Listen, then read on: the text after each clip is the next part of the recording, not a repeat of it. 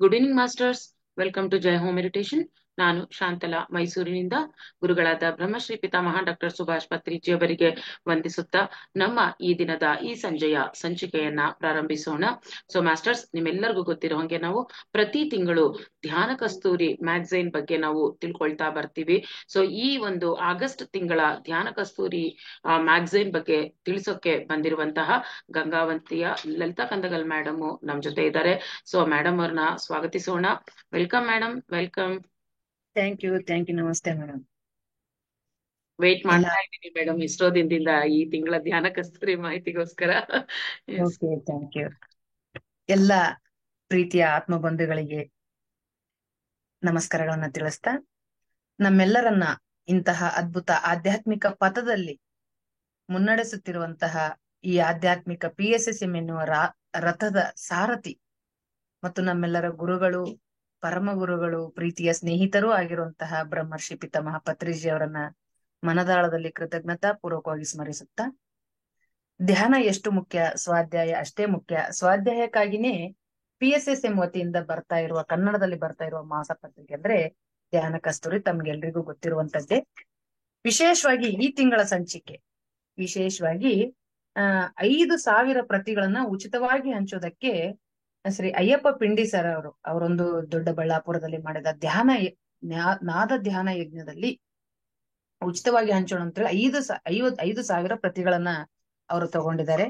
ಆ ಕಾರಣಕ್ಕೆ ಹೆಚ್ಚು ಬೇರೆಯವರಿಗೆ, ಹೊಸಬರಿಗೆ ಕೂಡ ಈ ಪ್ರತಿ ಹೋಗುತ್ತೆ ಅನ್ನೋ ಕಾರಣಕ್ಕೆ PSSM ಮೂವ್ಮೆಂಟ್ ಬಗ್ಗೆ, ಪಿರಮಿಡ್ ಸ್ಪಿರಿಚುವಲ್ ಸೊಸೈಟಿ ಮೂವ್ಮೆಂಟ್ ಮತ್ತು ಅದರ ಮುಖ್ಯ 3 ಗುರಿಗಳು ಧ್ಯಾನ ಜಗತ್, ಪಿರಮಿಡ್ ಜಗತ್, ಶಾಕಾಹಾರ ಜಗತ್ತಿನ ಮಾಹಿತಿಯನ್ನು ಒಳಗೊಂಡಂತೆ ಮತ್ತು ಇಡೀ ಕರ್ನಾಟಕದ ಎಲ್ಲ ಮೂಲೆಗಳಲ್ಲಿ ನಡೆದ ಧ್ಯಾನ ಪ್ರಚಾರಗಳು, ಧ್ಯಾನ ಕೇಂದ್ರಗಳು, ಪಿರಮಿಡ್ ಉದ್ಘಾಟನೆ, ಶಾಕಾಹಾರ ರ್ಯಾಲಿಗಳು ಮತ್ತು ಇದ್ರ ಜೊತೆ PSSM ಮೂವ್ಮೆಂಟ್, ಸಸ್ಯಾಹಾರದ ಮಹತ್ವ, ಪಿರಮಿಡ್ ಶಕ್ತಿ ಮಹತ್ವ, ಹೀಗೆ ಪತ್ರಿಜಿ ಅವರ ಸಂದೇಶಗಳನ್ನ ಕುರಿತು ತುಂಬಾ ಅದ್ಭುತವಾಗಿ ಸಂಚಿಕೆ ಮೂಡಿ ಬಂದಿದೆ. ಇಂಥ ಒಂದು ಅದ್ಭುತ ಸಂಚಿಕೆಯನ್ನ ರೂಪಿಸಿದಂತಹ ಮುಖ್ಯವಾಗಿ ಧ್ಯಾನ ಕಸ್ತೂರಿ ಮಾಸಪತ್ರಿಕೆಯ ಒಂದು ಸಂಪಾದಕರಾಗಿರುವಂತಹ ಡಾಕ್ಟರ್ ಎ ಸತ್ಯನಾರಾಯಣ ಸರ್ ಅವ್ರಿಗೂ ಹಾಗೂ ಇಡೀ ತಂಡಕ್ಕೆ, ಡಿಸೈನರ್ ಆಗಿರುವಂತಹ ಭೀಮ್ ರೆಡ್ಡಿ ಅವರಿಗೆ ಮತ್ತು ಅನುವಾದಕರಾಗಿ ಸೇವೆ ಸಲ್ಲಿಸುತ್ತಿರುವವರಿಗೆ ಎಲ್ರಿಗೂ ಕೃತಜ್ಞತೆಗಳನ್ನ ಸಲ್ಲಿಸೋಣ. ಮತ್ತೆ ಮೇಡಮ್ ಅವರು ಮೈಸೂರಿನಲ್ಲಿ, ಶಾಂತಲಾ ಮೇಡಮ್ ಅವರು ಗುರುಪೂರ್ಣಿಮೆ ನಿಮಿತ್ತ ಅವತ್ತು ಅಂಗವಾಗಿ ಪಿರಮಿಡ್ ಮಾಸ್ಟರ್ ಶಾಂತಲಾ ಮೇಡಮ್ ಅವರಿಂದ ಧ್ಯಾನ ಮತ್ತು ಸತ್ಸಂಗ ನಡೆದದ್ದು ಹಿಂಬದಿಯ ಪುಟದಲ್ಲಿ ಬಂದಿದೆ ಅಂತ ಹೇಳ್ತಾ, ನನಗೆ ಪ್ರತಿ ತಿಂಗಳು ಈ ಒಂದು ವೇದಿಕೆಯಲ್ಲಿ ಧ್ಯಾನ ಕಸ್ತೂರಿಯಲ್ಲಿ ಒಂದು ಸಂಚಿಕೆಯ ಪರಿಚಯವನ್ನ ಮಾಡಿಕೊಡೋದಕ್ಕೆ ಅವಕಾಶ ಮಾಡಿಕೊಡ್ತಾ ಇರುವಂತಹ ಜೈಹೋ ಮೆಡಿಟೇಷನ್ ಆಧ್ಯಾತ್ಮಿಕ ವೇದಿಕೆಗೆ ಮತ್ತು ಇದನ್ನ ನಿರ್ವಹಿಸಿಕೊಂಡು ಹೋಗ್ತಾ ಇರುವ ಶಾಂತಲಾ ಮೇಡಮ್ ಅವ್ರಿಗೆ ಕೃತಜ್ಞತೆಗಳನ್ನ ತಿಳಿಸ್ತಾ, ಸಂಪಾದಕೀಯದಲ್ಲಿ ಏನ್ ಹೇಳಿದ್ದಾರೆ ಅಂತ ನೋಡೋಣ. ಸಂಪಾದಕೀಯದಲ್ಲಿ ಧ್ಯಾನ ಜೀವನವೇ ಧನ್ಯ ಜೀವನ. ಇವತ್ತು ಜಾಗತಿಕ ಸಮಸ್ಯೆ ನಾವು ನೋಡ್ತೀವಿ, ಪ್ರತಿದಿನ ಯುದ್ಧ, ಎಲ್ಲಿ ನೋಡಿದ್ರು ಅಶಾಂತಿ, ಅನಾರೋಗ್ಯ, ಅಜ್ಞಾನ, ಈ ಎಲ್ಲದಕ್ಕೂ ಒಂದೇ ಪರಿಹಾರ, ಶಾಂತಿ ನೆಲೆಸ್ಬೇಕು. ಅದಕ್ಕೆ ಮೂಲ ಒಂದು PSSM ಮೂವ್ಮೆಂಟ್ ನಲ್ಲಿರುವ ಸಸ್ಯಾಹಾರದ ಸೇವನೆ ಮತ್ತು ಧ್ಯಾನ ಜಗತ್ತಾಗಿಬಿಟ್ರೆ ಜಾಗತಿಕ ಸಮಸ್ಯೆ ಅಂದ್ರೆ ಜಗತ್ತಿನ ಎಲ್ಲ ಸಮಸ್ಯೆಗಳಿಗೆ ಪರಿಹಾರ ಇದೆ ಅಂತ ಹೇಳ್ತಾ ಇದ್ದಾರೆ. ಆಮೇಲೆ ಪ್ರತಿ ಕ್ಷಣ ಕೂಡ ನಾವು ಶರೀರ ಅಲ್ಲ, ಆತ್ಮ ಪದಾರ್ಥ ಅಂತ ಜೀವಿಸ್ಬೇಕು ಅಂದ್ರೆ ಅದಕ್ಕೆ ಒಂದೇ ಮಾರ್ಗ ಆನಾಪಾನಸತಿ ಧ್ಯಾನ ಮಾಡೋದು. ಮತ್ತೆ ಇನ್ನು ಒಂದಂದ್ರೆ, ಇಲ್ಲಿ ಬುದ್ಧನಿಗೆ ಜ್ಞಾನೋದಯ ತಂದಿದ್ದ ಆನಾಪಾನಸತಿಯನ್ನ ಇಡೀ ಒಂದು ಜಗತ್ತಿಗೆ ಮರುಪರಿಚಯಿಸಿದ ಕೀರ್ತಿ ಪತ್ರಿಜಿ ಅವರಿಗೆ ಸಲ್ಲುತ್ತೆ. ಅವರದೇ ಒಂದು ಲೇಖನ ಇದೆ ಇಲ್ಲಿ, ನಾನು ಯಾರು ಅಂತೇಳಿ ತಿಳಿದುಕೊಳ್ಳೋದ್ರ ಬಗ್ಗೆ ಆ ಲೇಖನವೂ ಇದೆ. ಮತ್ತು ಮುಖ್ಯವಾಗಿ ಪಿರಮಿಡ್ ಶಕ್ತಿಯ ಬಗ್ಗೆ ಕೂಡ ಒಂದು ತುಂಬಾ ಅದ್ಭುತವಾದ ಲೇಖನ ಬಂದಿದೆ. ಇನ್ನೊಂದು ಅಂದ್ರೆ, ಈ ಸಂಚಿಕೆಯ ವಿಶೇಷತೆ ಅಂದ್ರೆ, ಸಾವಿಲ್ಲದ ಮಹಾಗುರು ಯಾರು ಅಂದ್ರೆ ಅದು ಮಹಾವತಾರ್ ಬಾಬಾಜಿ. ತಮ್ಗೆ ಗೊತ್ತು, ಈಗಲೂ ಕೂಡ 2,500 ವರ್ಷಗಳ ಹಿಂದೆ ಇದ್ರೂ ಕೂಡ ಹುಟ್ಟಿದ್ದಾಗ್ಯೂ ಈಗಲೂ ಸೂಕ್ಷ್ಮ ಶರೀರಧಾರಿಯಾಗಿ ಅಂದ್ರೆ ಆಸ್ಟ್ರಲ್ ರೂಪದಲ್ಲಿ ವಿಹರಿಸುತ್ತಾ ಅವರು ದೈಹಿಕವಾಗಿ ಕೆಲವರಿಗೆ ದರ್ಶನವನ್ನು ಕೊಡ್ತಾ ಲೋಕೋದ್ಧಾರದ ಉದ್ದೇಶ ಹೊಂದಿದ್ದು ಹಲವಾರು ಶಿಷ್ಯರಿಗೆ ಮಾರ್ಗದರ್ಶನ ನೀಡುತ್ತಿರುವಂತದ್ದು ಶ್ರೀ ಶ್ರೀ ಶ್ರೀ ಮಹಾವತಾರ್ ಬಾಬಾಜಿ ಅವರು. ಅವರ ಕುರಿತಾದ ಲೇಖನ. ಅವರು ಆದಿಶಂಕರಾಚಾರ್ಯರಿಗೂ ಭೇಟಿ ನೀಡಿ ಅವರಿಗೆ ಕ್ರಿಯಾಯೋಗವನ್ನ ಬೋಧಿಸಿದ್ರು, ಮತ್ತೆ ಲಾಹಿರಿ ಮಹಾಶಯರಿಗೂ ಕೊಟ್ಟಿದ್ರು. ಇತ್ತೀಚೆಗೆ ಕೂಡ ಕೆಲವರಿಗೆ ಉದ್ಯಮಿದಾರರಿಗೆ ಭೇಟಿ ಕೊಟ್ಟು ಅವರಿಗೂ ಕೂಡ ಕೊಟ್ಟಿದ್ದಾರೆ. ಹಾಗಾದ್ರೆ ಅಂತಹ ಸಂಸಾರದಲ್ಲಿದ್ದುಕೊಂಡು ಆತ್ಮ ಸಾಕ್ಷಾತ್ಕಾರ ಪಡೆಯುವುದಕ್ಕೆ ಒಬ್ಬ ಮುಖ್ಯವಾದ ಶಿಷ್ಯರನ್ನ ರೆಡಿ ಮಾಡ್ತಾರೆ, ಅವರೇ ಲಾಹಿರಿ ಮಹಾಶಯರು. ಆ ಲಾಹಿರಿ ಮಹಾಶಯರ ಮೂಲಕ ಕ್ರಿಯಾಯೋಗವನ್ನ ಇಡೀ ಜಗತ್ತಿಗೆ ಬೋಧಿಸುವ ಉದ್ದೇಶ ಅವ್ರದ್ದಾಗಿತ್ತು. ಹೀಗೆ ಅವರ ಒಂದು ಪರಿಚಯ ಇದೆ. ಮತ್ತು ಡಾಕ್ಟರ್ ಅರವಿಂದ್ ಜತ್ತಿ ಅವರು ಬುದ್ಧ ಪೂರ್ಣಿಮೆಗೆ ಬಂದಾಗ ನೀಡಿದಂತ ಸಂದೇಶ ಕೂಡ ಇದರಲ್ಲಿ ಇದೆ. ಅದೊಂದು ಕಣ್ಣು ತೆರೆಸುವ ಲೇಖನ ಅಂತ ಹೇಳ್ಬೋದು. ಹೀಗೆ ಪದಬಂಧ ಇದೆ. ಮತ್ತೆ ಆ ಮುಖ್ಯವಾಗಿ ಲಲಿತಾ ಸಹಸ್ರನಾಮದ ಅಂತರಾರ್ಥ ಇದೆ. ಮರಳ ಮುನಿಯನ ಕಗ್ಗ ಇದೆ.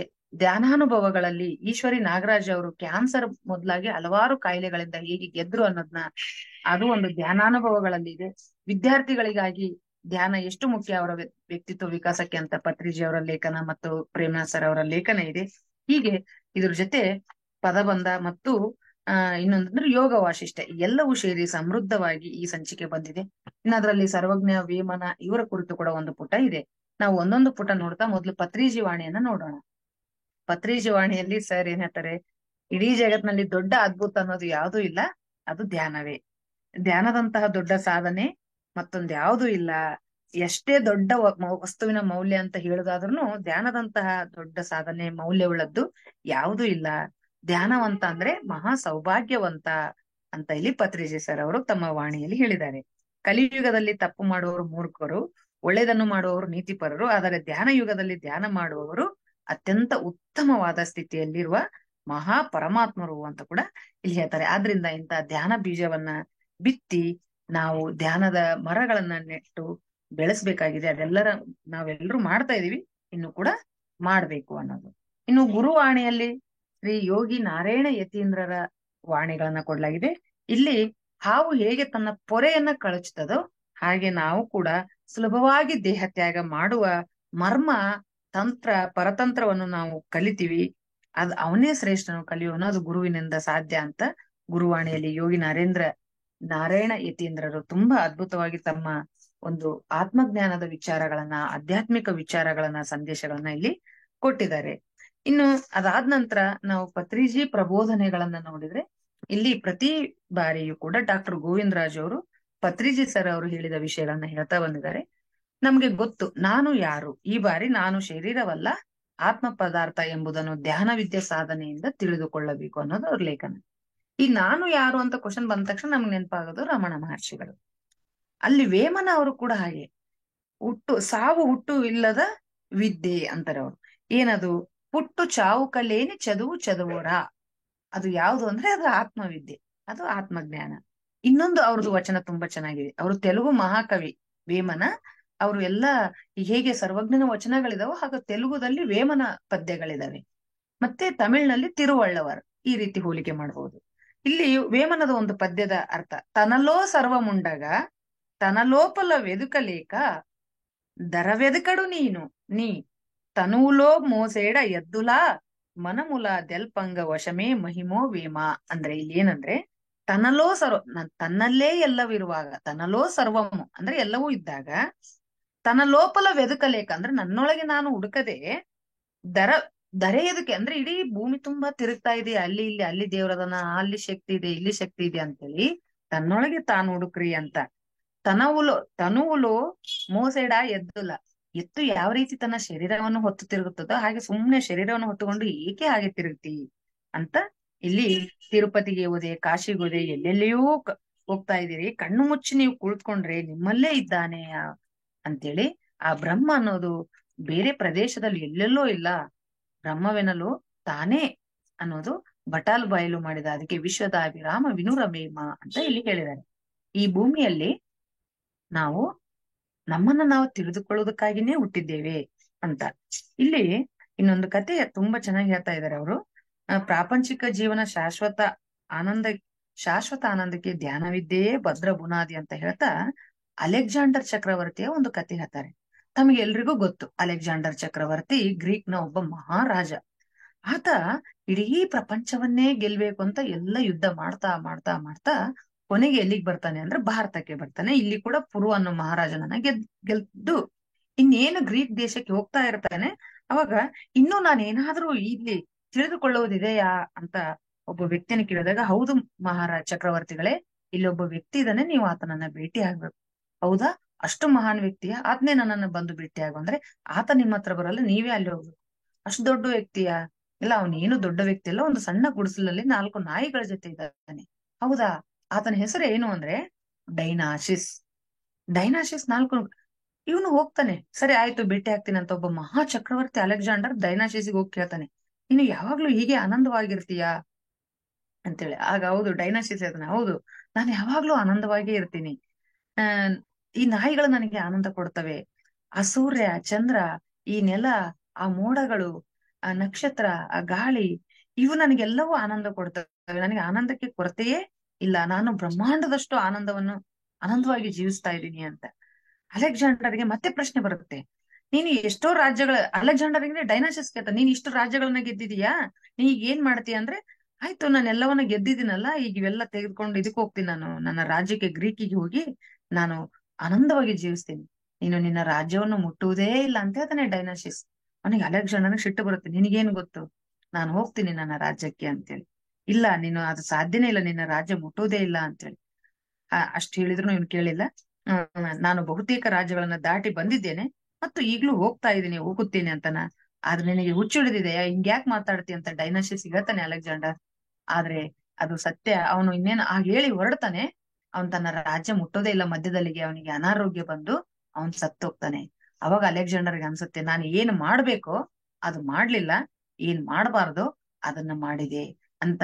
ಆದ್ರೂ ಕೂಡ ಈ ಕೊನೆ ಕ್ಷಣದಲ್ಲಿ ಆತನಿಗೆ ಏನ್ ಅನ್ಸುತ್ತೆ, ಬಾಕ್ಸ್ ನಾನು ಸಾಯ್ತೀನಿ ಅಂತ ಅನ್ಸಿದಾಗ ಒಂದು ಡಬ್ಬಿ ಮಾಡ್ತೀರಲ್ಲ, ನನ್ನ ಸಂಸ್ಕಾರದ ಸಂದರ್ಭದಲ್ಲಿ ಆ ಬಾಕ್ಸ್ ಇಂದ ಎರಡೂ ಕೈಗಳು ಹೊರಗೆ, ಸಾಮಾನ್ಯವಾಗಿ ನೋಡ್ರಿ ಯಾವ್ದೇ ಒಂದು ಶವ ಪೆಟ್ಟಿಗೆಯಲ್ಲಿ ಕೈಗಳನ್ನು ಒಳಗೆ ಹಾಕಿರ್ತಾರೆ, ಹಾಗೆಲ್ಲ ಹೊರಗೆ ಹಾಕೋದಿಲ್ಲ. ಆದ್ರೆ ಅಲೆಕ್ಸಾಂಡರ್ ಮಾತ್ರ ತನ್ನ ಎರಡೂ ಕೈಗಳನ್ನ ಹೊರಗಿರ್ಬೇಕು, ಬಾಕ್ಸ್ ಇಂದ ಹೊರಗಡೆ ಖಾಲಿಯಾಗಿ ಕಾಣಿಸ್ಬೇಕು, ಆಕಾಶ ನೋಡ್ತಾ ಇರ್ಬೇಕಂತೇವು.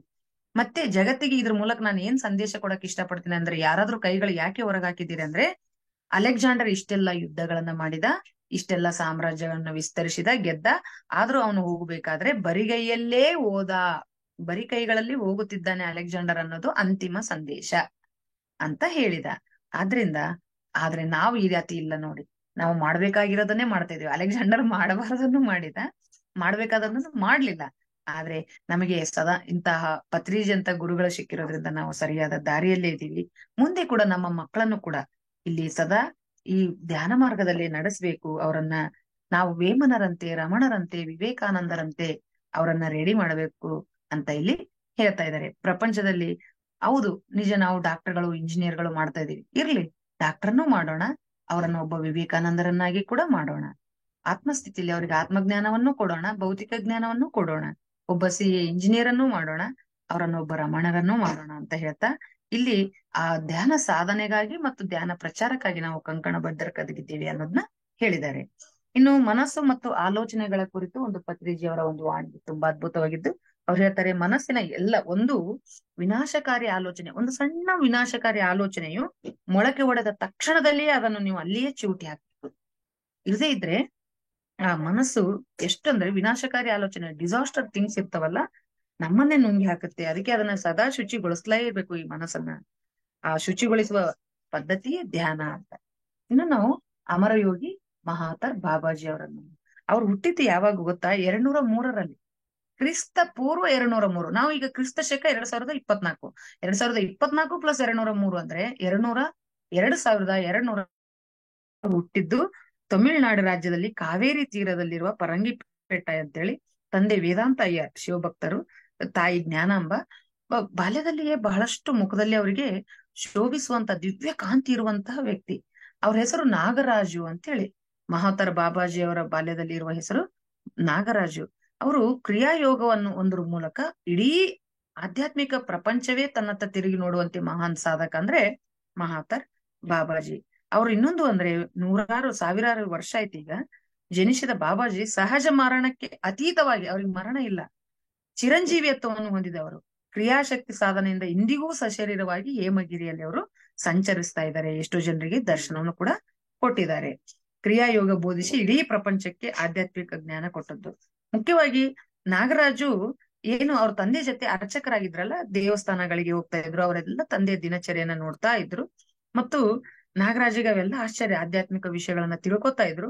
ಮಣಿ ಗುರುಕುಲದಲ್ಲಿ ಅವ್ರ ವಿದ್ಯಾಭ್ಯಾಸನೂ ಆಯ್ತು. ಇನ್ನೊಂದು ಮುಖ್ಯ ಅಂದ್ರೆ ಅವರು 17 ಕಿಲೋಮೀಟರ್, ತಮ್ಮ ಊರಿನಿಂದ 17 ಕಿಲೋಮೀಟರ್ ದೂರದಲ್ಲಿ ಒಂದು ಚಿದಂಬರಂ ಅಂತ ಒಂದು ದೇವಸ್ಥಾನ ಇತ್ತು, ಚಿದಂಬರೇಶ್ವರ ದೇವಸ್ಥಾನ.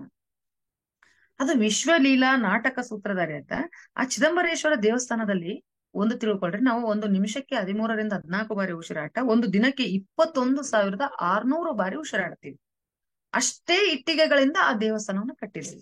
ಮತ್ತು ನಮ್ಮ ದೇಹದಲ್ಲಿ 72,000 ನಾಡಿಗಳಿದಾವಲ್ಲ, ಆ 72,000 ನಾಡಿಗಳ ಚಿನ್ನದ ಶಿಲೆಗಳ ಇದಾವಂತೆ. 72,000 ನಾಡಿಗಳನ್ನೇ ಪ್ರತಿಬಿಂಬಿಸುವಂತೆ ಅಷ್ಟು ಚಿನ್ನದ ಶಿಲೆಗಳೊಂದಿಗೆ ಆ ಇಟ್ಟಿಗೆಗಳನ್ನ ಬಿಗಿಯಾಗಿ ಜೋಡಿಸಲಾಗಿದೆ.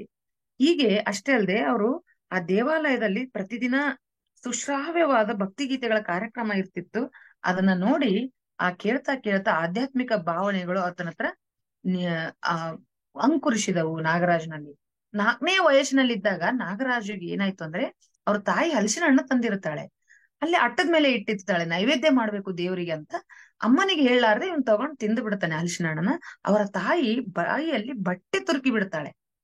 ತುರ್ಕಿ ಕೈಗಳನ್ನ ಕಟ್ಟಿರ್ತಾಳೆ, ಕೈಗಳನ್ನ ಕಟ್ಟಿ ಬಾಯಲ್ಲಿ ಬಟ್ಟೆ ತುರ್ಕಿ ಕತ್ತಲ್ ಕೋಣೆಯಲ್ಲಿ ಹಾಕ್ತಾಳೆ. ಆಕ್ಚುಲಿ ಆ ಉಸಿರುಗಟ್ಟಿ ಮಗು ಸಾಯ್ಬೇಕಾಗಿತ್ತು. ಆ 4ನೇ ವರ್ಷದಲ್ಲಿ ಕಾರಣ ಜನ್ಮನಾದ ನಾಗರಾಜನಿಗೆ ಈಶ್ವರನ ಪ್ರೇರಣೆಯಿಂದಾಗಿ ಉಸಿರನ್ನು ನಿಲ್ಲಿಸುವ ಕಲೆ ಕುಂಭಕ ಶಕ್ತಿ, ಆ ಕುಂಭಕ ಅನ್ನೋದು ಸಿದ್ಧಿ ಆಗುತ್ತೆ.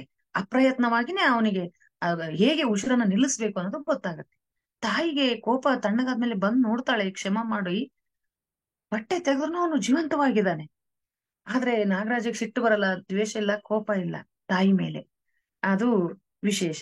ಆದ್ರೆ 5ನೇ ವರ್ಷದಲ್ಲಿದ್ದಾಗ ಹೀಗೆ ಭಜನೆ ನಡೆಯುವಾಗ, ಶಿವಾಲಯದಲ್ಲಿ ಉತ್ಸವ ನಡೆದಾಗ ಒಬ್ಬ ವ್ಯಕ್ತಿ ಇವನನ್ನ ನೋಡಿ, ಇವನ ತೇಜಸ್ಸು ನೋಡಿ ಇವನನ್ನ ಕದ್ದುಕೊಂಡು ಹೋಗ್ಬಿಡ್ತಾನೆ ನಾಗರಾಜನು. ದೋಣಿ ಮಾರ್ಗದಲ್ಲಿ ಸಮುದ್ರ ಮಾರ್ಗವಾಗಿ ಹೋಗಿ ಕೋಲ್ಕತ್ತಾಕ್ಕೆ ಹೋಗಿ ಅಲ್ಲಿ ಒಬ್ಬ ಶ್ರೀಮಂತನಿಗೆ ಮಾರ್ತಾನೆ. ಆ ಶ್ರೀಮಂತನ ಮನೆಯಲ್ಲಿ ಕೂಡ ಪೂಜೆ ಪುನಸ್ಕಾರ, ಈ ತರ ಕೀರ್ತನೆಗಳು, ಭಜನೆಗಳು, ನಾಮಸ್ಮರಣೆ ನಡೆದಿರ್ತದೆ. ಅಲ್ಲೇ ಇರ್ತಾನೆ. ಕೆಲವು ದಿನ ಆದ್ಮೇಲೆ ಆ ಶ್ರೀಮಂತನಿಗೆ ಏನ್ ಅನ್ಸುತ್ತೇನೋ, ಈ ನಾಗರಾಜನನ್ನ ಬಿಟ್ಟು ಹೋಗೋ, ನೀನು ನಿನ್ನ ಇಷ್ಟದಂತೆ ಇರು ಅಂತ ಕೈ ಬಿಡ್ತಾರೆ.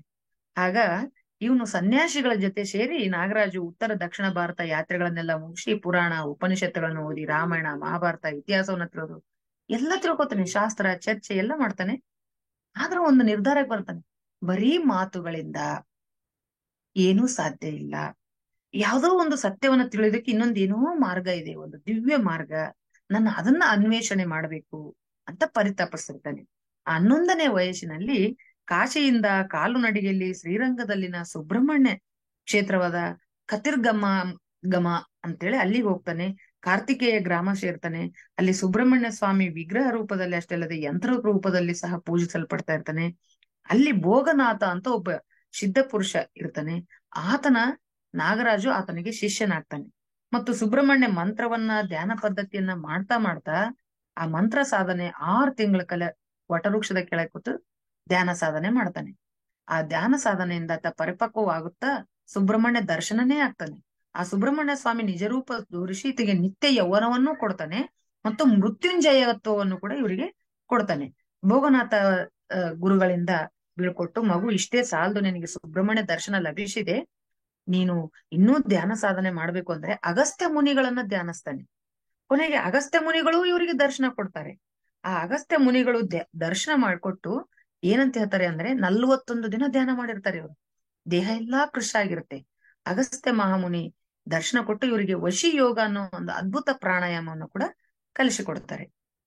ಅದಾದ್ಮೇಲೆ ಈ ಅಗಸ್ತ್ಯ ಮಹಾಮುನಿ, ಮಗು ನೀನು ಈಗ ಯೋಗ ಸಿದ್ಧಿ ಆಗಿದೆ, ಆದ್ರೂ ಬದರಿನಾಥ ಕ್ಷೇತ್ರಕ್ಕೆ ಹೋಗು ಅಂದಾಗ ಕ್ರಿಯಾಯೋಗ ಸಾಧನೆ ಮಾಡಿ ಇವರು ಮಹೋನ್ನತ ಸ್ಥಿತಿಯನ್ನು ಹೊಂದಿ ಎಲ್ಲಿಗೆ ಹೋಗ್ತಾರೆ ಅಂದ್ರೆ ಬದ್ರಿನಾಥಕ್ಕೆ ಹೋಗಿ ಹಿಮಾಲಯದಲ್ಲಿ ಟಿಬೇಟ್ನ ದಕ್ಷಿಣ ಭಾಗದಲ್ಲಿ 1,543 ಅಡಿ ಎತ್ತರದ ಬದ್ರಿನಾಥ ಕ್ಷೇತ್ರಕ್ಕೆ ಹೋಗಿ 18 ತಿಂಗಳು ಅಲ್ಲಿ ಧ್ಯಾನ ಮಾಡಿ ಸೌರಭ ಸಮಾಧಿ ಆಗತ್ತೆ. ಅಂದ್ರೆ ಇಡೀ ದೇಹವೆಲ್ಲ ಬಂಗಾರದ ಬಣ್ಣ ಕಾಂತಿಯಿಂದ ತುಂಬಿ ಹೋಗುತ್ತೆ. ಅವತ್ತಿನಿಂದ ಮಹಾತಾರ್ ಬಾಬಾಜಿ ಆಗಿ ಎಷ್ಟೋ ಮಂದಿ ಮಹನೀಯರಿಗೆ ಇವರು ದರ್ಶನವನ್ನ, ಅವತ್ತಿನಿಂದ ದಿವ್ಯ ಕಾಂತಿ ತುಂಬಿ ಆ ಸೌರಭ ಸಮಾಧಿಯಿಂದ ಹಾಗೆ ಇದ್ದಾರೆ.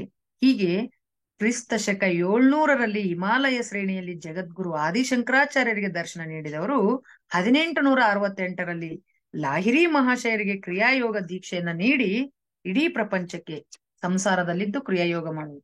ಆಕ್ಚುಲಿ ಈ ಕ್ರಿಯಾಯೋಗ ಅನ್ನೋದು ಕೃಷ್ಣ ಪರಮಾತ್ಮ ಅರ್ಜುನನಿಗೆ ಬೋಧಿಸಿದ್ದು.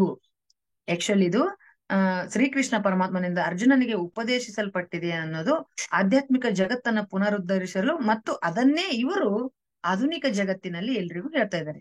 ಇದಲ್ಲದೆ ಇನ್ನೂ ಇಬ್ರು ಉದ್ಯಮಿಗಳನ್ನ ಆಯ್ಕೆ ಮಾಡ್ಕೋತಾರೆ. ಇದನ್ನ ನಾವು ಯಾವ ಬುಕ್ಕಿನಲ್ಲಿ ನೋಡ್ಬೋದು ಅಂದ್ರೆ ಲಾಹಿರಿ ಮಹಾಶಯರವರ ದಿ ಹೋಲಿ ಸೈನ್ಸ್ ಅನ್ನೋ ಬುಕ್ಕಿನಲ್ಲಿ ಮಹಾತರ್ ಬಾಬಾಜಿ 3 ಸಲ ದರ್ಶನ ಕೊಡ್ತಾರಂತೆ ಲಾಹಿರಿ ಮಹಾಶಯರಿಗೆ. ಆ ಗ್ರಂಥದಲ್ಲಿ ನೋಡ್ತೀವಿ.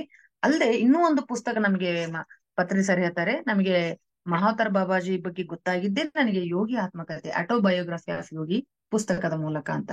1940ರಲ್ಲಿ ಶ್ರೀ ಬಾಬಾಜಿ ಪೂರ್ವಜನ್ಮ ಸಂಸ್ಕಾರವನ್ನು ಹೊಂದಿರುವ ಇಬ್ರು ಉದ್ಯಮಿಗಳು, ಅಂದ್ರೆ ಇಬ್ರು ಬಿಸಿನೆಸ್ ಮ್ಯಾನ್, ಯಾರವರಿಬ್ರು ಅಂದ್ರೆ ವಿ.ಟಿ. ನೀಲಕಂಠನ್ ಮತ್ತೆ ಎಸ್.ಎ.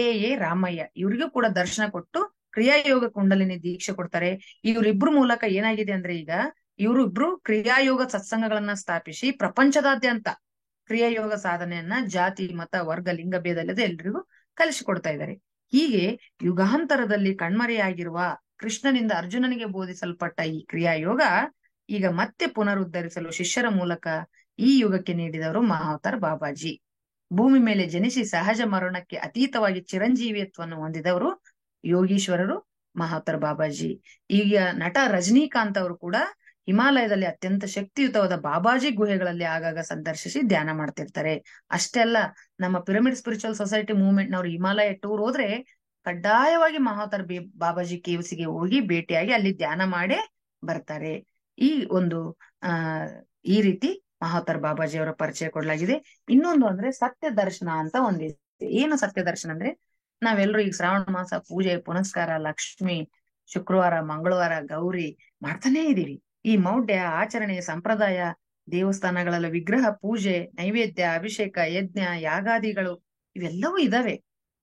ಇದ್ರೊಂದಿಗೆ ಈ ಗುಡಿ, ಚರ್ಚು, ಮಸೀದಿಗಳನ್ನ ಇನ್ನೂ ನಾವು ಹೋಗ್ತಾನೆ ಇದೀವಿ.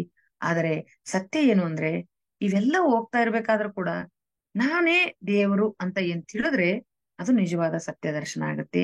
ನಾವು ಧ್ಯಾನ ಮಾಡ್ತಾ ದೈವ ಸ್ವರೂಪವೇ ನಾವಾಗಿದ್ದೇವೆ ಅನ್ನೋದ್ನು ತಿಳಿಬೇಕು. ಅದೇ ಜೀವನದ ಅಂತಿಮ ಗುರಿ ಅಂತ ಹೇಳಿದ್ದಾರೆ. ಈಗ ಪಿರಮಿಡ್ ಶಕ್ತಿಯೊಂದಿಗೆ ಆನಾಪಾನಸತಿ, ಆಗ್ಲೇ ಹೇಳಿದೆ 5,000 ಪ್ರತಿಗಳನ್ನ ಉಚಿತವಾಗಿ ಹಂಚಿಕೊಡೋದ್ರಿಂದ ನಮ್ಮ ಧ್ಯಾನ ಪದ್ಧತಿ ತುಂಬಾ ಸುಲಭವಾದ ಅದೇ ಧ್ಯಾನ ಪದ್ಧತಿ. ಏನು ಇಲ್ಲ, ಕಣ್ಮುಚ್ಚಿಕೊಂಡು ಕೈ ಬೆರಳಲ್ಲೇ ಸೇರಿಸ್ಕೊಂಡು ಶ್ವಾಸವೇ ನಾವಾಗಿರುವ ಪದ್ಧತಿಯನ್ನ ಇಲ್ಲಿ ಸರಳವಾಗಿ ಪರಿಚಯಿಸ್ತಾ ಹೋಗಿದ್ದಾರೆ. ಅದ್ರ ಲಾಭಗಳನ್ನ ಅದ್ಭುತವಾಗಿ, ಮೊದ್ಲು ನಾವು ಯಾವ ಲಾಭಕ್ಕಾಗಿ ಬರ್ತೀವಿ ಅಂದ್ರೆ ಆರೋಗ್ಯ, ಶಾರೀರಿಕ ಆರೋಗ್ಯಕ್ಕಾಗಿನೇ ಬರ್ತೀವಿ. ಆಮೇಲೆ ಶಾರೀರಿಕ ಆರೋಗ್ಯದ ಜೊತೆ ಮಾನಸಿಕ ಶಾಂತಿ, ಆತ್ಮವಿಶ್ವಾಸ, ಜೀವನದ ಗುರಿ ಸ್ಪಷ್ಟ, 3ನೇ ಕಣ್ಣು ಥರ್ಡ್ ಐ ಓಪನ್ ಆಗುತ್ತೆ, ಜನ್ಮಗಳನ್ನ ನೋಡ್ಕೋತೀವಿ, ರಿಲೇಶನ್ಶಿಪ್ ಸರಿ ಹೋಗುತ್ತೆ. ಇದೆಲ್ಲದಕ್ಕಿಂತ ಮುಖ್ಯವಾಗಿ ಅತೀಂದ್ರಿಯ ಜ್ಞಾನ, ಮಾಸ್ಟರ್ಸ್ ಗಳ ಮೆಸೇಜ್ ಗಳನ್ನ ತಗೊಳಕ್ ಶುರು ಮಾಡ್ತೀವಿ. ಜೊತೆಗೆ ಅಂತಿಮವಾಗಿ ಬುದ್ಧತ್ವ ಸಾಧಿಸುವುದು ಅಂದ್ರೆ ಜ್ಞಾನೋದಯವನ್ನ ಹೊಂದುವುದು. ಹೀಗೆ ಅದು ತಲುಪುವ ಧ್ಯಾನ ಸ್ಥಿತಿಯನ್ನ ತಲುಪೋದು ಹೇಗೆ ಮತ್ತು ಆಲೋಚನಾ ರಹಿತ ಸ್ಥಿತಿ ತಲುಪೋದು, ಅದರ ಅನುಭವಗಳು ಹೇಗಿರ್ತವೆ ಧ್ಯಾನದಲ್ಲಿ, ಆ ಎಲ್ಲವನ್ನ ಅಭ್ಯಾಸ ಹೇಗೆ ಮಾಡಬೇಕು, ಅದರ ಹಂತಗಳೇನು, ವಿಶ್ವ ಪ್ರಾಣ ಶಕ್ತಿ ಹೇಗೆ ನಮ್ಮ ಒಳಗಡೆ ಹೋಗುತ್ತೆ, ಪಿರಮಿಡ್ ಗಳನ್ನ ಹೇಗೆ ಬಳಸ್ಬೇಕು, ಮೆದುಳಿನಲ್ಲಿ ಏನ್ ಬದಲಾವಣೆ ಆಗುತ್ತೆ ಈ ಪ್ರಾಣ ಶಕ್ತಿಯಿಂದ, ಹೀಗೆ ಎಲ್ಲವನ್ನ ಕೂಡ ಸವಿಸ್ತಾರವಾಗಿ ತುಂಬಾ ಅದ್ಭುತವಾಗಿ ಕೊಟ್ಟಿದ್ದಾರೆ ಲೇಖನ ಡಾಕ್ಟರ್ ಎ ಸತ್ಯನಾರಾಯಣ ಸರ್ ಅವರು. ಧ್ಯಾನಕ್ಕೂ ನಿದ್ರೆಗೂ ಏನ್ ಸಂಬಂಧ? ನಿದ್ರೆಯೂ ಧ್ಯಾನವೇ. ಅಲ್ಲಿ ಪ್ರಜ್ಞೆ ಇರಲ್ಲ, ಇಲ್ಲಿ ಪ್ರಜ್ಞೆಯಿಂದ ಇರುತ್ತೀವಿ. ಬ್ರಹ್ಮರಂಧ್ರದ ಮೂಲಕ ನಿದ್ದೆಗೂ ಧ್ಯಾನಕ್ಕೂ 9 ಪಟ್ಟು ಎಕ್ಸ್ಟ್ರಾ ಎನರ್ಜಿ. ಒಂದು ಸಂಗೀತದಿಂದ 3 ಪಟ್ಟು, ಮತ್ತು ಕುಳಿತಾಗ ಮಲಗಿದಾಗ 1% ಕೊಟ್ರೆ ಕುಳಿತಾಗ 3 ಪಟ್ಟು ಎನರ್ಜಿಯನ್ನು ತಗೊಳ್ತೀವಿ ನಾವು ಬ್ರಹ್ಮರಂಧ್ರದ ಮೂಲಕ ವಿಶ್ವ ಪ್ರಾಣ ಶಕ್ತಿ. ಮತ್ತು ಪಿರಮಿಡ್ ಬಳಸಿದ್ರೆ ಮತ್ತೆ 3 ಪಟ್ಟು, ಹೀಗೆ 9 ಪಟ್ಟು ಹೆಚ್ಚು ವಿಶ್ವ ಪ್ರಾಣ ಶಕ್ತಿ ತಗೊಳ್ತೀವಿ ಅಂತ. ಇನ್ನು ಬಾಗಲಕೋಟೆಯ ಬನಹಟ್ಟಿಯಲ್ಲಿ ಧ್ಯಾನ ಪ್ರಚಾರ ಮಾಡ್ತಾ ಇದ್ದಾರೆ. ವಿಶೇಷವಾಗಿ ಸುನಿಲ್, ಸಂಜು, ಪ್ರಕಾಶ್ ಅವರು 500 ವಿದ್ಯಾರ್ಥಿನಿಯರಿಗೆ ಧ್ಯಾನ ಪ್ರಚಾರ ಮಾಡಿದ್ದಾರೆ. 30 ಶಾಲೆಗಳಿಗೆ ಹೋಗಿ 20,000 ವಿದ್ಯಾರ್ಥಿನಿಯರಿಗೆ ಧ್ಯಾನ ಪ್ರಚಾರ ಇದೆ, ಮತ್ತು 10,000 ನಾಗರಿಕರಿಗೆ. ಹೀಗೆ ನಿತ್ಯವೂ ಕೂಡ ಅಲ್ಲಿ ಧ್ಯಾನ ಪ್ರಚಾರ ನಡೆದಿದೆ. ಇನ್ನು ಇದು ಒಂದು ಲೇಖನ ಅರವಿಂದ್ ಜತ್ತಿ ಅವರು ಬುದ್ಧ ಪೂರ್ಣಿಮೆಯಲ್ಲಿ ನೀಡಿದ ಮೆಸೇಜ್. ಏನ್ ಮೆಸೇಜ್ ಕೊಟ್ರು ಅವರು ಅಂದ್ರೆ, ನಿಮಗ್ ಗೊತ್ತು ಬಸವ ಸಮಿತಿಯ ಅಧ್ಯಕ್ಷರು ಡಾಕ್ಟರ್ ಅರವಿಂದ್ ಜತ್ತಿ ಅವರು ಯಾವಾಗ್ಲೂ ಪತ್ರಿಜಿ ಅವರು ಒಡನಾಡಿ. ಅಷ್ಟೇ ಅಲ್ಲ, ಅವರು ಕಡತಾಲಗೂ ಬಂದಿದ್ರು 2012ರಲ್ಲಿ ಪತ್ರಿಜಿ ಜೊತೆ ವೇದಿಕೆ ಹಂಚಿಕೊಂಡಿದ್ರು. ಅವರು ಬಸವ ಸಮಿತಿ ಆಗಿದ್ರು ಕೂಡ ಅವ್ರು ಏನಂತಾರೆ, 21ನೇ ಶತಮಾನದಲ್ಲಿ ಪತ್ರಿಜಿ ಅವರು ಏನು ಹೇಳಿದ್ದಾರೆ, 12ನೇ ಶತಮಾನದ ಕಲ್ಯಾಣದಲ್ಲಿ ಶಿವಶರಣರು ಏನ್ ಹೇಳಿದರು, ಅದಕ್ಕೂ ಇದಕ್ಕೂ ಏನಾದ್ರೂ ವ್ಯತ್ಯಾಸ ಇದೆಯಾ ಅಥವಾ ಸಮಾನವಾದ ತಾತ್ವಿಕತೆ ಇದೆಯಾ ಎನ್ನುವುದ್ರ ಬಗ್ಗೆ ನಾನು ನಿರಂತರವಾಗಿ ಯೋಚನೆ ಮಾಡ್ತಾನೆ ಇರ್ತೀನಿ. ನಿಜ ಹೇಳ್ಬೇಕಂದ್ರೆ ಅದು ಇದು ಬೇರೆ ಅಲ್ಲ. ಅವ್ರ ಹೇಳ್ತಾರೆ, ಆವತ್ತಿನ ಶರಣರೇ ಇವತ್ತಿನ ಪಿರಮಿಡ್ ಮಾಸ್ಟರ್ಗಳು ಅಂತೇಳಿ. ನಿಜಕ್ಕೂ ಅಷ್ಟೇ ಅಲ್ಲದೆ ಇಲ್ಲಿ ಲಿಂಗ ಅನ್ನೋದು ಬೇರೆ ಅಲ್ಲ, ಲಿಂಗಾಯತ ಸಮುದಾಯ ಅಂತ ಭಾವಿಸ್ಬೇಡಿ. ನಾವೆಲ್ಲರೂ ಒಂದೇ, ಧರ್ಮ ಜಾತಿ ಕುಲ ಗೋತ್ರ ಯಾವುದೂ ಇಲ್ಲ, ಅಖಂಡ ಚೈತನ್ಯದ ಮಕ್ಕಳು ಅಂತೇಳಿ ಇಲ್ಲಿ ಅವ್ರು ಹೇಳ್ತಾರೆ. ಅದು ವಚನಗಳು ಕೂಡ ಬಸವಣ್ಣನ ಇವನಾರವ ಇವನಾರವ ಇವನಾರವನೆಂದೆಣಿದಿರಯ್ಯ, ಇವ ನಮ್ಮವನೆಂದೆಣಿಸಯ್ಯ ಅಂತೇಳಿ ಅಲ್ಲಿ ಇನ್ನೊಂದು ವಚನ ತಗೊಳ್ತಾ ಇದಾರೆ ಅವ್ರು. ಜಗದಗಲ ಮುಗಿಲಗಲ ಮಿಗೆಯಗಲ ನಿಮ್ಮಗಲ, ಪಾತಾಳದಿಂದ ತತ್ತ ನಿಮ್ಮ ಶ್ರೀಚರಣ, ಬ್ರಹ್ಮಾಂಡದಿಂದ ತತ್ತ ನಿಮ್ಮ ಶ್ರೀಮುಕುಟ, ಅಗಮ್ಯ ಅಗೋಚರ ಅಪ್ರತಿಮ ಅಪ್ರಮಾಣ ಲಿಂಗವೇ ಎನ್ನ ಕರಸ್ಥಳಕ್ಕೆ ಬಂದು ಚುಳುಕಾದಿರಯ್ಯ ಅಂತೇಳಿ. ಆ ಲಿಂಗ ಅನ್ನೋದು ತ್ರಿಭುಜಾಕಾರದಲ್ಲಿರ್ತದೆ. ಆ ಭಗವಂತನಿಗೆ ಅನ್ನೋದು ಆಕಾರ ಇಲ್ಲ. ಆ ಬ್ರಹ್ಮಾಂಡದವನ್ನ ನಾವು ಈ ಲಿಂಗದ ಮೂಲಕ ದರ್ಶಿಸ್ತಾ ಇದ್ದೀವಿ. ಆದ್ರಿಂದ ಅದು ಬೇರೆ ಅಲ್ಲ, ಇದು ಬೇರೆ ಅಲ್ಲ ಅಂತ ಅವರು ಹೇಳ್ತಾರೆ. ಮತ್ತೆ ನೀನು ಯಾರು ಅಂತ ನಾವು ತಿಳ್ಕೋಬೇಕು. ಇದನ್ನ ಗ್ರೀಕ್ ದೇಶದಲ್ಲಿ ಅಪೋಲೋ ದೇವಸ್ಥಾನ ಇದೆ. ಆ ದೇವಸ್ಥಾನದ ಪ್ರವೇಶ ದ್ವಾರದಲ್ಲೇ ಬರೆದಿದ್ದಾರೆ ಅಂತೆ. ಏನಂತೇಳಿ ಅಂದ್ರೆ, ನೋ ದೈ ಸೆಲ್ಫ್, ನಿಮ್ಮನ್ನ ನೀವು ತಿಳಿಯಿರಿ ಅಂತೇಳಿ, ನಿನ್ನನ್ನು ನೀವು ತಿಳಿದುಕೋ ಅಂತೇಳಿ 2700 ವರ್ಷಗಳ ಹಿಂದಲೇ ಈ ರೀತಿ ಗ್ರೀಕ್ ದೇಶದ ಒಂದು ದೇವಾಲಯದ ಮೇಲೆ ಬರೆಯಲ್ಪಟ್ಟಿದೆ.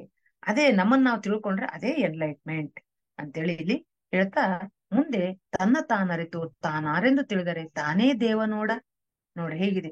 ಅದನ್ನೇ ಹೇಳಿದಾರೆ ಎಲ್ಲರೂ. ನಿಮ್ಮನ್ನ ನೀವು ತಿಳಿದ್ರೆ ನೀವ್ ಯಾರಂತ ತಿಳಿದ್ರೆ ನೀವೇ ದೇವ ಅಂತೇಳಿ. ಅದಕ್ಕೆ ಬಯಲು ರೂಪ ಮಾಡಬಲ್ಲಾತನೇ ಶರಣ ಅಂತ ಹೇಳಿ ಹೇಳ್ತಾ, ಅವರು ಒಟ್ಟಾರೆ ನಾವು ಅರಿವಿನಿಂದ ಇರಬೇಕು. ಆ ಅರಿವು ಇದ್ದಾಗ ನಮಗೆ ಏನು ಅರಿವಿನ ತತ್ವದಲ್ಲಿ ನಾವ್ ಯಾರು ಅಂತ ಗೊತ್ತಾಗ್ತೀವಿ ಅಂತ ಹೇಳ್ತಾ, ಮತ್ತೆ ಅವರಿಗೆ ಕೆಲವರು ಇಲ್ಲಿಗೆ ಬಂದ್ರೆ ಪಿರಮಿಡ್ ವ್ಯಾಲಿಗೆ ನೀವ್ ಯಾಕೆ ಹೋಗ್ತೀರಿ, ನಿಮ್ಮ ಅನುಭವ ಮಂಟಪದಲ್ಲೇ ಇವೆಲ್ಲ ನಿಮ್ಮ ವಿಚಾರಗಳನ್ನ ಹೇಳ್ಬಹುದಲ್ಲ ಅಂತ ಕೆಲವರು ಅವರಿಗೆ ಹೇಳ್ತಿರ್ತಾರೆ, ಮಾತಾಡ್ತಿರ್ತಾರೆ. ನೀವ್ ಯಾಕೆ ಅಲ್ಲಿಗೆ ಹೋಗ್ತೀರ ಅಂತಾನು ಕೇಳ್ತಾರೆ ಅಂತ ಕೂಡ ಹೇಳಿದರೆ. ಆದ್ರೆ ದೈವಿಕತೆ ಅನ್ನೋದು ನಾವಿಲ್ಲೆಲ್ಲರನ್ನ ಚಾಲೆಂಜ್ ಮಾಡಿ ನಾವಿಲ್ಲಿ ಹೇಳಿರ್ತೀನಿ, ನಾವೆಲ್ಲರೂ ಬೇರೆ ಅಲ್ಲ ಅಂತ ಹೇಳಿದ್ದಾರೆ. ಅಷ್ಟೆಲ್ಲ ಅವರು ಮೋದಿ ಅವರನ್ನು 3 ಬಾರಿ ಭೇಟಿಯಾಗಿದ್ದಾರಂತೆ. 2 ವರ್ಷದ ಹಿಂದೆ ಪ್ರಧಾನಮಂತ್ರಿ ನರೇಂದ್ರ ಮೋದಿ ಅವರನ್ನು ಭೇಟಿಯಾಗಿ ವಾಷಿಂಗ್ಟನ್ಗೆ ಕರೆದಿದ್ರಂತೆ. ಬಸವ ಜಯಂತಿ ಮಾಡ್ಬೇಕು ಬನ್ನಿ ಅಂದ್ರೆ, ಇಲ್ಲ ಈಗ ನವೆಂಬರ್ ತಿಂಗಳು ಇಷ್ಟೇ, ಮತ್ತೆ ಜಯಂತಿ ಬೇಗನೆ ಇದೆ, ಅಷ್ಟರಲ್ಲಿ ಎಲ್ಲಾ ಶಿಷ್ಟಾಚಾರಗಳು ಅಂತಾರಾಷ್ಟ್ರೀಯ ಶಿಷ್ಟಾಚಾರಗಳು ಮುಗಿಯೋದಿಲ್ಲ, ಈ ಬಾರಿ ನೀವು ಹೋಗಿ ಬನ್ನಿ ಅಂತ.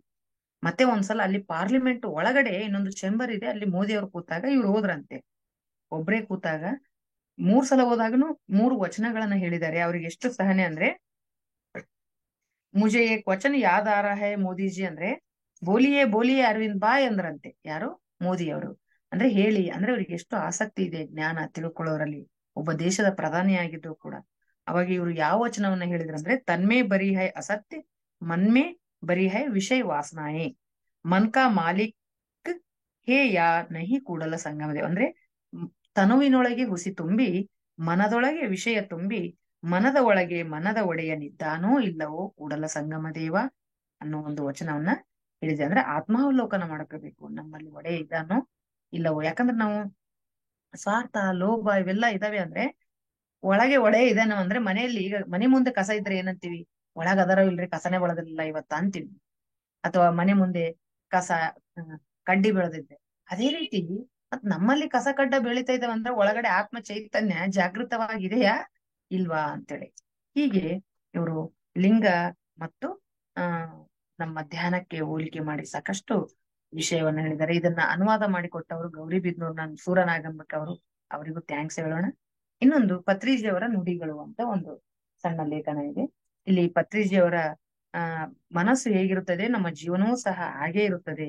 ನಮ್ಮ ಮನಸ್ಸನ್ನೇ ನಾವು ಸರಿಯಾಗಿ ಇಟ್ಕೋಬೇಕು, ಕ್ರಿಯಾಶಾಲೆಗಳಿರ್ಬೇಕು. ಸತ್ಯ ದರ್ಶನದಿಂದ ಬುದ್ಧಿ ರೋಮಾಂಚನಗೊಳ್ತದೆ. ನಮ್ಮ ಮನಸ್ಸಿನ ಸ್ವರೂಪವೇ ನಮ್ಮ ಜೀವನವನ್ನು ಅವಲಂಬಿಸಿದೆ ಅಂತ ಹೇಳ್ತಾ ಇದ್ದಾರೆ. ಇನ್ನು ಪಿರಮಿಡ್ ಶಕ್ತಿ ಅದ್ಭುತ ಶಕ್ತಿ ತಮಗೆ ಗೊತ್ತಿರುವಂತದ್ದು. ಆದ್ರೆ ಒಮ್ಮೆ ಮತ್ತೆ ನೋಡೋಣ, ನಾವು ಈ ಪಿರಮಿಡ್ ಬಗ್ಗೆ ಗೊತ್ತಾಗಿರೋದೇ ನಮ್ಗೆ ಓಶೋ ಅವರಿಂದ. ನಾವು ಸರಿಯಾಗಿ ಇದನ್ನ ತಿಳ್ಕೊಬೇಕು. ಪತ್ರಿ ಸರ್ ಅವ್ರು ಅದಕ್ಕೆ ಓಶೋ ನನ್ನಣ್ಣ ಅಂತಾರೆ ಅವರು, ಧ್ಯಾನದ ವಿಷಯದಲ್ಲಿ ಮತ್ತು ಪಿರಮಿಡ್ಗಳಲ್ಲಿ. ಓಶೋ ಆಶ್ರಮದಲ್ಲಿ ಸಮಾಚಾರ ಪತ್ರಿಕೆಯಲ್ಲಿ ಕೂಡ ಈ ಪಿರಮಿಡ್ಗಳ ಬಗ್ಗೆ ಇದೆ. ಅಲ್ಲಿ ಕಪ್ಪು ಪಿರಮಿಡ್ಗಳನ್ನ ನಿರ್ಮಾಣ ಮಾಡಲಾಗಿದೆ. 300 ವರ್ಷಗಳ ಆಯುಷ ಪಡಿಬಹುದು ಬರೀ ಪಿರಮಿಡ್ಗಳಲ್ಲಿನೇ ಇರೋದು, ನಿತ್ಯ ಊಟ ಮಾಡೋದು, 1 ಗಂಟೆ ಕಾಲ ಕಳೆಯೋದ್ರಿಂದ ಅಂತೇಳಿ. ಆಮೇಲೆ ಪಿರಮಿಡ್ನ ಶ್ರೇಷ್ಠತೆಯನ್ನು ಗುರುತಿಸಿ ಅವರ ಆಶ್ರಮದಲ್ಲಿ ಎಷ್ಟೋ ಪಿರಮಿಡ್ಗಳನ್ನ ನಿರ್ಮಾಣ ಮಾಡಿದವರೇ ಓಶೋ ಅವರು. ಗುಡಾರಗಳ ಆಕಾರದಲ್ಲಿ ಅವ್ರು ಕಟ್ಟಿದ್ರು. ಆಮೇಲೆ ಪಾಕ್ ಲೆಕೆನ್ಸ್ ಅಂತೇಳಿ ಒಬ್ಬ ವ್ಯಕ್ತಿ, ಇವನು ಬೆಲ್ಜಿಯಂನವನು, ದಿವಾಳಿ ಆದವನು ಕೋಟ್ಯಾಧೀಶರಾಗಿದ್ದಂತೆ. ಕೋಟಿಗಟ್ಟಲೆ ಸಂಪಾದಿಸಿದ್ದು ಪಿರಮಿಡ್ ಎನರ್ಜಿಯಿಂದ. ಅದಾದ್ಮೇಲೆ ಇಲ್ಲಿ ಮ್ಯಾಜಿಕ್ ಏನೂ ಇಲ್ಲ, ಒಳ್ಳೆ ಚೈತನ್ಯ ಒಳಗಡೆ ಸಂಗ್ರಹ ಆಗಿರುತ್ತೆ. ಇನ್ನು ಆರ ಕೂಡ ಬೆಳೆದಿರ್ತದೆ ಧ್ಯಾನದಿಂದ. ಡೆಚ್ ಒಂದು ಪತ್ರಿಕೆಯಲ್ಲಿ, ಆನ್ ಕ್ರೋಡಿನ್ ಅನ್ನೋ ಪತ್ರಿಕೆಯಲ್ಲಿ ಕೂಡ ಈ pyramid everything falls into harmony in a pyramids, everything falls in harmony ಅನ್ನೋ ಒಂದು ಪುಸ್ತಕ ಕೂಡ ಅವರು ಬರೆದಿದ್ದಾರೆ. ಆಮೇಲೆ ಈ ದ್ರಾಕ್ಷಿ ಇಟ್ಟಾಗ ನೀರ್ ಕಳ್ಕೊಂಡ್ರು ರುಚಿ ಕೆಡೋದಿಲ್ಲ, ಆಹಾರ ಬೇಗ ಕೆಡೋದಿಲ್ಲ. ಹಾಲಿನ ಪಾತ್ರೆಗಳನ್ನ ಪಿರಮಿಡ್ ಆಕಾರದಲ್ಲಿ ಮಾಡಿದಾರಂತೆ ಅಮೆರಿಕ ಕೆಲವು ದೇಶಗಳಲ್ಲಿ. ಅವುಗಳನ್ನ ಲೋಷನ್, ಪಿರಮಿಡ್ ನಲ್ಲಿರುವ ನೀರನ್ನ ಸೂಕ್ಷ್ಮ ಕ್ರಿಮಿಗಳಿಲ್ಲದೆ ಪರಿಶುಭ್ರ ಮಾಡೋದು ಲೋಷನ್ ತರ ಬಳಸ್ತಾ ಇದ್ದಾರೆ. ಕಾಫಿ, ವೈನ್, ಹಣ್ಣಿನ ರಸವನ್ನ ರುಚಿ ಇನ್ನೂ ಹೆಚ್ಚು ಮಾಡುತ್ತೆ. ಮೊಳಕೆ ಕಾಳುಗಳು ಚೆನ್ನಾಗಿರುತ್ತೆ, ಬ್ಲೇಡ್ ಶಾರ್ಪ್ ಆಗುತ್ತೆ. ಹೀಗೆ ಸೂಕ್ಷ್ಮ ಶರೀರಯಾನ. ಅದಕ್ಕೆ ನೋಡ್ರಿ, A search in secret Egypt ಅಂತೇಳಿ ಪಾಲ್ ಬ್ರಂಟನ್ ಅವ್ರದ್ದೊಂದು ಪುಸ್ತಕ ಇದೆಲ್ಲ. ಫಸ್ಟ್ ಇಡೀ ರಾತ್ರಿ ಈಜಿಪ್ಟ್ ಪಿರಮಿಡ್ ನಲ್ಲಿ, ಗಿಜಾ ಪಿರಮಿಡ್ ನಲ್ಲಿ ರಾತ್ರಿ ಎಲ್ಲಾ ಕಳೆದ ಮೊದಲ ವ್ಯಕ್ತಿ. ಆತನಿಗಿಂತ ಮುಂಚೆನೂ ಯಾರು ಕಳೆದಿಲ್ಲ, ನಂತರ. ಆಗ ಏನಾಯ್ತಂತೆ, ಈಜಿಪ್ಟಿಯನ್ ಮಾಸ್ಟರ್ಸೇ ಒಬ್ರು ಬಂದು ಈತಿಗೆ ಆಶೀರ್ವದಿಸಿ ಈತಿಗೆ ಅದ ರಹಸ್ಯಗಳೆಲ್ಲ ವಿವರಿಸಿದಂತೆ. ಅದಕ್ಕೆ ಈತ ಬಂದ ಅದನ್ನೇನ್ ಮಾಡಿದ, ಪುಸ್ತಕಗಳನ್ನ ಬರೆದ. ಹೀಗೆ ಇಲ್ಲಿ ಪಿರಮಿಡ್ಗಳ ಬಗ್ಗೆ ಸುಮಾರು ಒಂದು ಎಲ್ಲಿ ಅಮೆರಿಕಾದಲ್ಲಿ ಹೋಟೆಲ್ಗಳಲ್ಲಿ ಕೂಡ ಇವುಗಳನ್ನ ಬಳಸ್ತಾ ಇದ್ದಾರೆ, ಕಾಫಿ ಮತ್ತು ಐಸ್ ಕ್ರೀಮ್ ನ ಸೇವ್ ಮಾಡೋದಕ್ಕೆ. ಅದಲ್ಲದೆ ಕೆಲವು ಕಡೆ ಎಲ್ಲಿ ಅಂದ್ರೆ ಇಟಲಿ ಪಿರಮಿಡ್ಗಳಲ್ಲಿ ಆಹಾರದ ಪಾತ್ರೆಗಳನ್ನ ಹಾಲು ಶೇಖರಿಸಲು ರೆಫ್ರಿಜಿರೇಟರ್ ಬಳಸಂಗಿಲ್ಲ ಅಂತೆ, ಅವರು ಪಿರಮಿಡ್ ಆಕಾರದ ಪಾತ್ರೆ. ಮೈಗ್ರೇನ್ ಕಡಿಮೆ ಮಾಡೋದಕ್ಕೆ ಕ್ಯಾಲಿಫೋರ್ನಿಯಾದಲ್ಲಿ ಟೋಪಿಗಳನ್ನ ಬಳಸ್ತಾ ಇದ್ದಾರೆ. ಅದಾದ್ಮೇಲೆ ಅಮೆರಿಕದ ಟೆನ್ನಿಸ್ ಮತ್ತು ಮೆಂಫಿನ್ ಮೊದಲಾದ ರಾಷ್ಟ್ರಗಳಲ್ಲಿ $5,50,00,000 ಖರ್ಚಿನಿಂದ ಸ್ಟೇನ್ಲೆಸ್ ಸ್ಟೀಲ್ ಪಿರಮಿಡ್ ಕಟ್ಟಲಾಗಿದೆ. ಇನ್ನು ಫಾರಿನ್ ನಲ್ಲಿ ಲೋಲೆ ಹೊರಗೆ ಎತ್ತರದ ಗಾಜು ಪಿರಮಿಡ್, ಪುಣೆಯಲ್ಲಿ ರಜನೀಶ್ ಆಶ್ರಮದಲ್ಲಿ ಕಪ್ಪು ಪಿರಮಿಡ್ಗಳು ಹೀಗೆ ಕಟ್ಟಿದ್ದಾರೆ. ಈ ಎಲ್ಲ ಪಿರಮಿಡ್ಗಳು ಈ ವಾಯು ಮಾಲಿನ್ಯ, ಜಲ ಮಾಲಿನ್ಯ ಅಲ್ಲದೆ ನಮ್ಮ ಬುದ್ಧಿ ಮಾಲಿನ್ಯ ಏನಾಗಿದೆ ಅಂದ್ರೆ ದ್ರೋಹ ಚಿಂತನೆ, ಸ್ವಾರ್ಥ, ಮೋಸ, ಕೆಟ್ಟ ಪ್ರವರ್ತನೆ ಇಂಥವುಗಳನ್ನೆಲ್ಲ ದೂರ ಮಾಡೋದ್ರಲ್ಲಿ ಇದು ಪಾತ್ರ ವಹಿಸುತ್ತೆ. ನಮ್ಮ PSSM ಸ್ಟಾರ್ಟ್ ಆಗಿದ್ದು ಕರ್ನೂಲ್ನ ಬುದ್ಧ ಪಿರಮಿಡ್ ನಿಂದ, ಬೆಂಗಳೂರು ಮೈತ್ರೇಯ ಪಿರಮಿಡ್ ನಿಂದ ಹಲವಾರು ಸಾವಿರಾರು, ನಿಮ್ಗೆ ಗೊತ್ತು ಈಗ ಕಡ್ತಾಲ್ ಪಿರಮಿಡ್ ಅಂತಾಗ್ಲಿ, ಜೇತವನಂ ಆಗ್ಲಿ, ಇದು ಮಾನಸ ಸರೋವರ, ಎಷ್ಟು ಹುಬ್ಬಳ್ಳಿ ಪಿರಮಿಡ್ ದೊಡ್ಡ ಪಿರಮಿಡ್. ಈಗಂತೂ ಹಿರಿಯೂರು ಪಿರಮಿಡ್ 99/99 ಅದ್ಭುತವಾಗಿ ನಡೀತಾ ಇದೆ. ಇನ್ನು ಮೊನ್ನೆ ದೊಡ್ಡಬಳ್ಳಾಪುರದಲ್ಲಿ ನಡೆದ ನಾದ ಧ್ಯಾನ ಯಜ್ಞಕ್ಕೆ ಬನ್ನಿ ಅಂತ ಇನ್ವಿಟೇಷನ್ ಕೂಡ ಇದರಲ್ಲಿ ಹಾಕಿದ್ರು. ತುಂಬಾ ಅದ್ಭುತವಾಗಿ ಯಶಸ್ವಿ ಆಯ್ತು ಅಯ್ಯಪ್ಪ ಪಿಂಡಿ ಸರ್ ಅವರ ಒಂದು ಕ್ಲಾಸ್ ಅಂತ ಹೇಳ್ತಾ, ಧ್ಯಾನ ಕಸ್ತೂರಿಯನ್ನು ಓದಿಸಿ ಚಂದದಾರರಾಗಿ ಅನ್ನೋ ಒಂದು ಮೆಸೇಜ್ ಕೂಡ ಇದರಲ್ಲಿ ಕೊಡ್ಲಾಗಿದೆ. ಯಾಕಂದ್ರೆ ಇದು ಧ್ಯಾನ ಕಸ್ತೂರಿ ಅನ್ನೋದು ನಿಮ್ಗೆ ಗೊತ್ತಿರ್ಲಿ, ಧ್ಯಾನ ಕಸ್ತೂರಿ ಅನ್ನೋದು ಪತ್ರಿಜಿ ಸರ್ ಅವರು ಒಂದು ಆರಂಭಿಸಿದ ಕನಸಿನ ಕೂಸಿದು, ಎಲ್ರೂ ಓದ್ಬೇಕು ಅಂತೇಳಿ. ಇನ್ನು ಇದರಲ್ಲಿ ಪಿರಮಿಡ್ ಮಾಸ್ಟರ್ಗಳು ಹೇಗಿರ್ಬೇಕು ಅನ್ನೋದು, ನಾವು ಪಿರಮಿಡ್ ಮಾಸ್ಟರ್ಸ್ ಅಲ್ಲ, ಸೈಂಟಿಸ್ಟ್, ಸ್ಪಿರಿಚುವಲ್ ಸೈಂಟಿಸ್ಟ್ಗಳು ಹೇಗಿರ್ತೀವಿ. ನಮ್ಮ ಮೂಲ ಸಿದ್ಧಾಂತ ಏನು ಅಂದ್ರೆ ನಾವು ಯಾವಾಗ್ಲೂ ವೈಜ್ಞಾನಿಕ ದೃಷ್ಟಿಕೋನ ಹೊಂದಿದವರಾಗಿರ್ಬೇಕು. ನಮ್ಮ ಅಂತರ್ಗತ ಶಕ್ತಿಯನ್ನ ಬಳಸ್ಕೊಂಡು ಧ್ಯಾನ ಶಕ್ತಿಯಿಂದ ನಾವೆಲ್ಲ ಸಮಸ್ಯೆಗಳನ್ನ ಪರಿಹರಿಸ್ಕೋಬೇಕು. ನಮ್ಮಲ್ಲಿ ಗಾಢವಾದ ಆಸೆ ಅಂದ್ರೆ ಆಂತರಿಕ ಪ್ರಪಂಚ. ನಾವು ಎಂತ ಸೈಂಟಿಸ್ಟ್ಗಳಂದ್ರೆ ಹೊರಗಿನ ರಿಸರ್ಚ್ ಅಲ್ಲ, ನಮ್ಮ ಒಳಗಡೆ ರಿಸರ್ಚ್ ಮಾಡ್ತಾ ಇದೀವಿ. ಆಂತರಿಕ ಪ್ರಪಂಚವನ್ನ ಸಂಶೋಧಿಸುದು, ಹೊರಗಿನ ಪ್ರಪಂಚ ಅಲ್ಲ, ಒಳಗಿನ ಪ್ರಪಂಚ. ನಮ್ಮ ಸುಪ್ತ ಶಕ್ತಿ ಸಾಮರ್ಥ್ಯವನ್ನ ನಾವು ನೋಡ್ಕೊಳ್ತೀವಿ. ನಮ್ಮ ದೃಢವಾದ ಬಯಕೆ ಅದೇ ಮಾನವ ಕುಲವನ್ನ ಇನ್ನಷ್ಟು ಮುಂದೆ ಒಯ್ಯಬೇಕು. ಧ್ಯಾನದ ಮೂಲಕ, ಸಸ್ಯಾಹಾರದ ಮೂಲಕ ಇಡೀ ಮನುಕುಲದ ಉದ್ಧಾರಕ್ಕಾಗಿ. ಆರೋಗ್ಯ ಸೂತ್ರ ಅಂದ್ರೆ ನಾವು ಇದನ್ನೇ ಕೊಡ್ತೀವಿ, ಧ್ಯಾನ ಮತ್ತು ಸಸ್ಯಾಹಾರ ಅಂತ ಹೇಳ್ತಾ ಇದ್ರೆ. ಇನ್ನು ಸಸ್ಯಾಹಾರದ ಬಗ್ಗೆ ಇಷ್ಟು ಚೆನ್ನಾಗಿ ಒಳ್ಳೆ ಸಂಗ್ರಹ ಯಾರು ಅಂದ್ರೆ, ನಿಮ್ಗೆ ಗೊತ್ತಿರ್ಲಿ ಸಸ್ಯಾಹಾರದ ಬಗ್ಗೆ ಮುಖ್ಯವಾಗಿ ಪೈಥಾಗರಸ್, ನಿಮ್ಗೆ ಗೊತ್ತು, ಗಣಿತಜ್ಞ ಮತ್ತು ಕಟ್ಟುನಿಟ್ಟಿನ ಸಸ್ಯಾಹಾರಿ ಆಗಿದ್ದಂತೆ. ಗ್ರೀಕ್ನ ಈ ಮಹಾಸಂತ, ನನ್ನ ಮಿತ್ರರೇ, ಅಶುದ್ಧ ಆಹಾರವನ್ನು ತೆಗೆದುಕೊಂಡು ನಿಮ್ಮ ದೇಹವನ್ನು ಕಲುಷಿತಗೊಳಿಸಬೇಡಿ. ನಮ್ಮ ಬಳಕೆಗೆ ಬೇಕಾದ ಅಪಾರ ಪ್ರಮಾಣದ ಧಾನ್ಯ, ಫಲಭರಿತ ವೃಕ್ಷಗಳು ತಕ್ಷಣದಲ್ಲೇ ಬಳಸಲು ನಮಗೆ ಸಾಕಷ್ಟು ಸಿಗ್ತವೆ. ರುಚಿಕರವಾದ ತರಕಾರಿ, ಗಡ್ಡೆ, ಗೆಣಸುಗಳಿದಾವೆ. ದಯವಿಟ್ಟು ಅಶುದ್ಧ ಆಹಾರ ತಗೋಬೇಡಿ ಅಂತ. ರಕ್ತಸಿಕ್ತ ಆಹಾರವು ನಮಗೆ ಅಗತ್ಯವಿಲ್ಲ ಅಂತ ಎಷ್ಟು ಚೆನ್ನಾಗಿ ಹೇಳಿದಾನೆ. ಇದು ಹೇಳಿದ್ ಯಾರು ಗೊತ್ತಾ? ಗಣಿತಜ್ಞ ಪೈಥಾಗರಸ್. ನೆಕ್ಸ್ಟ್ ಪ್ಲೋಟಿನಸ್, ಎಂಪಿಡೋಕ್ಲಸ್, ಅಪೋಲೋನಿಯಸ್, ಪ್ಲೂಚಾರ್ಚ್, ಇವರೆಲ್ಲಾ ಏನಂತಾರೆ, ತತ್ವಜ್ಞಾನಿಗಳು ಅಂದ್ರೆ ಫಿಲಾಸಫರ್ಸ್. ಇವರೆಲ್ಲರೂ ಕೂಡ ಏನಾಗಿದ್ರು, ಸಸ್ಯಾಹಾರಿಗಳೇ. ಅಷ್ಟೇ ಅಲ್ಲ, ಮೋಸೆಸ್ 10 ಮೆಸೇಜ್ ಅನ್ನು ಕೊಟ್ಟಿದ್ರಲ್ಲ, ಅದರಲ್ಲಿ ಒಂದು ಸಸ್ಯಾಹಾರನೇ ಆಗಿತ್ತು. ಜಾರ್ಜ್ ಬರ್ನಾರ್ಡ್ ಶಾ ನಿಮಗೆ ಗೊತ್ತು, ಆತ ಏನ್ ಹೇಳಿದ್ರಂತೆ, ಒಂದ್ಸಲ ಅನಾರೋಗ್ಯ, ಜಾರ್ಜ್ ಬರ್ನಾರ್ಡ್ ಶಾಗೆ ಅನಾರೋಗ್ಯ, ಅವನು ಸಾಹಿತಿ, ದೊಡ್ಡ ಸಾಹಿತಿ ಅವನು.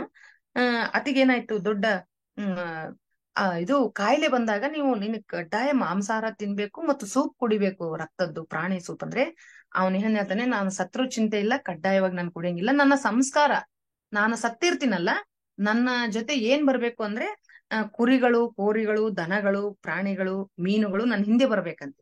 ಯಾಕಂದ್ರೆ ಬರ್ನಾಡ್ ಶಾ ನೀ ಸಾಯ್ತೀನಿ ಅಂದ್ರೂ ಕೂಡ ನಮ್ಮನ್ನ ಯಾರನ್ನೂ ತಿನ್ಲಿಲ್ಲ, ನಮ್ಮನ್ನ ಬದುಕೋದಕ್ಕೆ ಬಿಟ್ಟುಕೊಟ್ಟ. ಆದ್ರಿಂದ ನಾವು ಆತನ ಶವ ಸಂಸ್ಕಾರದ ಶವಯಾತ್ರೆಯಲ್ಲಿ ಭಾಗವಹಿಸಿದೀವಿ ಅಂತ ಮೀನುಗಳು, ಕೋಳಿಗಳು, ಕುರಿಗಳು ಹೇಳ್ಬೇಕು ಅಂತ ಹೇಳ್ತಾನೆ. ಇನ್ನೂ ಒಂದ್ ಹೇಳ್ಬೇಕಂದ್ರೆ, ಲಿಯೋನಾರ್ಡ್ ಡವಿಂಚಿ, ನಿಮ್ಗೆ ಗೊತ್ತು, ಮೊನಾಲಿಸಾ ಚಿತ್ರ ಬಿಡಿಸಿದಂತ ಮಹಾ ಚಿತ್ರ ಕಲಾವಿದ ಈತ. ಪಕ್ಷಿಗಳು ಯಾರಾದ್ರೂ ಒಂದು ಪಂಜರದಲ್ಲಿ ಕಾಣಿಸಿದ್ರೆ ಅದನ್ನ ಖರೀದಿ ಮಾಡೋದು, ಆ ಪಕ್ಷಿಗಳನ್ನ ಬಿಡೋದು ಹಾರೋದಕ್ಕೆ, ಅದನ್ನ ಸ್ವತಂತ್ರವಾಗಿ ಬಿಟ್ಟು ಅದು ಹಾರೋದನ್ನ ನೋಡಿ ಸಂತೋಷ ಪಡ್ತಾ ಇದ್ನಂತೆ. ಹೀಗೆ ಬಹಳಷ್ಟು, ಕೇವಲ ಭಾರತೀಯರು ಮಾತ್ರ ಅಲ್ಲ, ಬೇರೆ ದೇಶದವರು ಸಾಕಷ್ಟು ಜನ ಪ್ರಾಣಿ ಪ್ರೇಮಿಗಳಾಗಿದ್ರು. ಇನ್ನು ನೆಕ್ಸ್ಟ್, ನವವಿಧ ಧರ್ಮದಲ್ಲಿ ಕರುಣಾ ಧರ್ಮದ ಬಗ್ಗೆ ಇದೆ. ಕರುಣಾ ಧರ್ಮ ಅಂದ್ರೆ ತಮಗೆಲ್ರಿಗೂ ಗೊತ್ತು, ಜೀಸಸ್ ಮಹಾಶಯರು ನಾವು ಪ್ರಾಣಿ ಪಕ್ಷಿಗಳ ಮೇಲೆ ಕರುಣೆ ಇರ್ಬೇಕು, ಅಹಿಂಸೆ ಇರಬಾರ್ದು ಅನ್ನೋದು. ಇನ್ನು ಅದಾದ್ಮೇಲೆ ಪಿರಮಿಡ್ ಮಾಸ್ಟರ್ಗಳಿಗೆ 18 ಪ್ರಿನ್ಸಿಪಲ್ಸ್ ಕೂಡ ಇದರಲ್ಲಿ ನಮಗೆ ತೋರಿಸಲಾಗಿದೆ. 18 ಪ್ರಿನ್ಸಿಪಲ್ಸ್ ಅಂದ್ರೆ ನಮ್ಗೆ ಇವು ನಿಜವಾಗ್ಲೂ ನಮ್ಮ ಸಂವಿಧಾನ ಇದ್ದಂಗೆ. PSSM ನಲ್ಲಿ ನಾವು 18 ಪ್ರಿನ್ಸಿಪಲ್ಸ್ ಪಾಲಿಸಿಬಿಟ್ರಾಯ್ತು. ಅದಕ್ಕೆ 2ನೇ ಪ್ರಿನ್ಸಿಪಲ್ ಏನಿದೆ ಗೊತ್ತಾ? ಮೊದಲನೇದ್ದು ಧ್ಯಾನ ಆದ್ರೆ, 2ನೇದ್ದು ಸ್ವಾಧ್ಯಾಯ, 3ನೇದ್ದು ಸಜ್ಜನ ಸಾಂಗತ್ಯ. ಬುಕ್ಸ್ ಓದ್ಲೇಬೇಕು ನಾವು.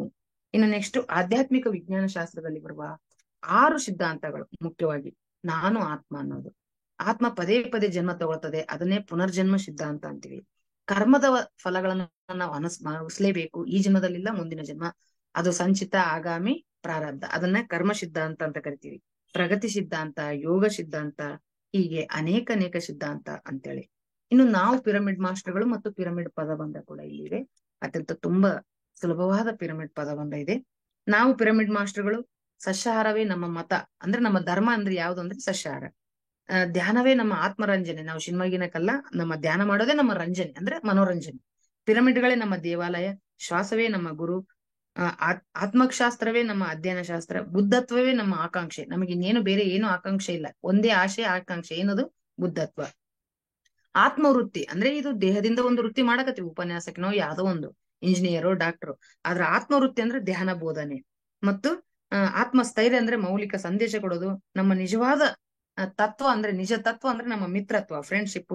ಮತ್ತೆ ನಮ್ಮ ಸಹಜವಾದ ಲಕ್ಷಣ ಅಂದ್ರೆ ನಮ್ದು ಸರಳತೆ. ಹೀಗೆ ಪ್ರತಿಯೊಂದನ್ನ ನಾವು ಪಿರಮಿಡ್ ಮಾಸ್ಟರ್ಗಳು ಹೀಗಿರ್ತೀವಿ ಅನ್ನೋ ಒಂದು ಮೆಸೇಜು. ಆಮೇಲೆ ಪ್ರತಿ ತಿಂಗಳ ನಮಗೆ ಗೊತ್ತು, ಓಶೋ ಅವರ ಒಂದು ಪುಸ್ತಕ ಯಾವ್ದದು? ವಿಜ್ಞಾನ ಭೈರವ ತಂತ್ರ. 112 ಧ್ಯಾನ ಸೂತ್ರಗಳನ್ನ ಕೊಟ್ಟಿದ್ದಾರೆ.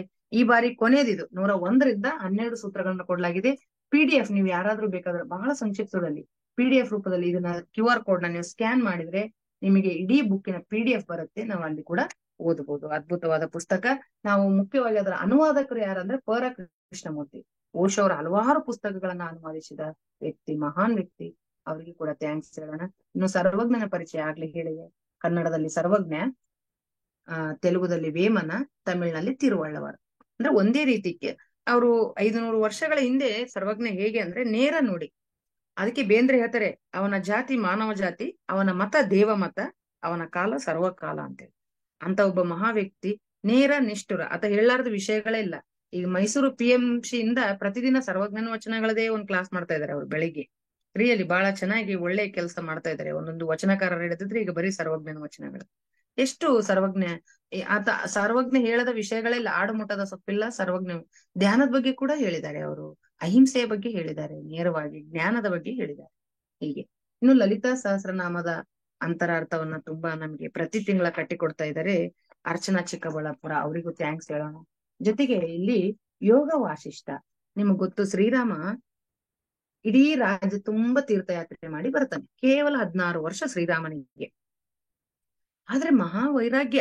ಶ್ರೀರಾಮನಿಗೆ ಅಗಾಧವಾದ ಜ್ಞಾನ, ತಾರ್ಕಿಕ ಚಿಂತನೆ ಬೆರಗುಗೊಳಿಸುವಂತದ್ದು. ಎಲ್ಲ ಆಯಾಮಗಳಲ್ಲಿ ನೋಡಿದ್ರು ಏನೇನೋ ಪ್ರಶ್ನೆಗಳು, ಒಳಗಡೆ ತಳಮಳ, ಪ್ರಶ್ನೆಗಳಿಂದ ತಳಮಳ. ಯಾರಿಗೆ? ರಾಮನಿಗೆ. ಜಿಗುಪ್ಸೆ, ವೈರಾಗ್ಯವನ್ನು ತಾಳಿದ ರಾಮನು ವಶಿಷ್ಠ ಮತ್ತು ವಿಶ್ವಾಮಿತ್ರರಿಗೆ ಹಲವಾರು ಪ್ರಶ್ನೆಗಳನ್ನ ಕೇಳಿ ತಮ್ಮ ಡೌಟ್ ಗಳನ್ನ ಕ್ಲಿಯರ್ ಮಾಡ್ಕೊತಾರೆ. ಆ ಪುಸ್ತಕವೇ ಯೋಗ ವಾಸಿಷ್ಠ. ವಾಸಿಷ್ಠ ಕೂಡ ಪ್ರತಿ ತಿಂಗಳ 2 ಪುಟ ಕೊಟ್ಟಿರ್ತಾರೆ, ಓದ್ಬೇಕು. ಮಾನವನಿಗೆ ಸಗ್ಗ ಮರಳ ಮುನಿಯನ ಸಗ್ಗ ಅಂತೇಳಿ DVG ಕನ್ನಡದ ಭಗವದ್ಗೀತೆ ಅಂತ ಹೇಳ್ತೀವಿ, ಅವರ ಕೃತಿಯನ್ನು ಕೂಡ ಕೊಟ್ಟಿದ್ದಾರೆ. ಇನ್ನು ವ್ಯಕ್ತಿತ್ವ ವಿಕಾಸಕ್ಕೆ ವಿದ್ಯಾರ್ಥಿಗಳಿಗೆ ನಮಗೆ ಧ್ಯಾನ ಬಹಳ ಮುಖ್ಯ ಅಂತೇಳಿ ಪತ್ರಿಜಿ ಸರ್ ಅವರು, ಅದಕ್ಕೆ ಅವರು 18 ಪ್ರಿನ್ಸಿಪಲ್ಗಳಲ್ಲಿ ಕಡ್ಡಾಯವಾಗಿ ತಂದೆ ತಾಯಿ ಧ್ಯಾನ ಮಾಡಿ ಮಕ್ಕಳಿಗೂ ಧ್ಯಾನ ಕಲಿಸ್ರಿ ಅಂತ ಹೇಳಿದ್ದಾರೆ.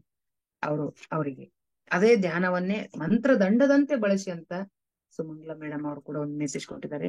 ಬ್ರಹ್ಮರ್ಷಿ ಪತ್ರಿಜಿ ಸಾರಿ ಪ್ರೇಮ್ನಾಥ್ ಸರ್ ಅವರು ಕೂಡ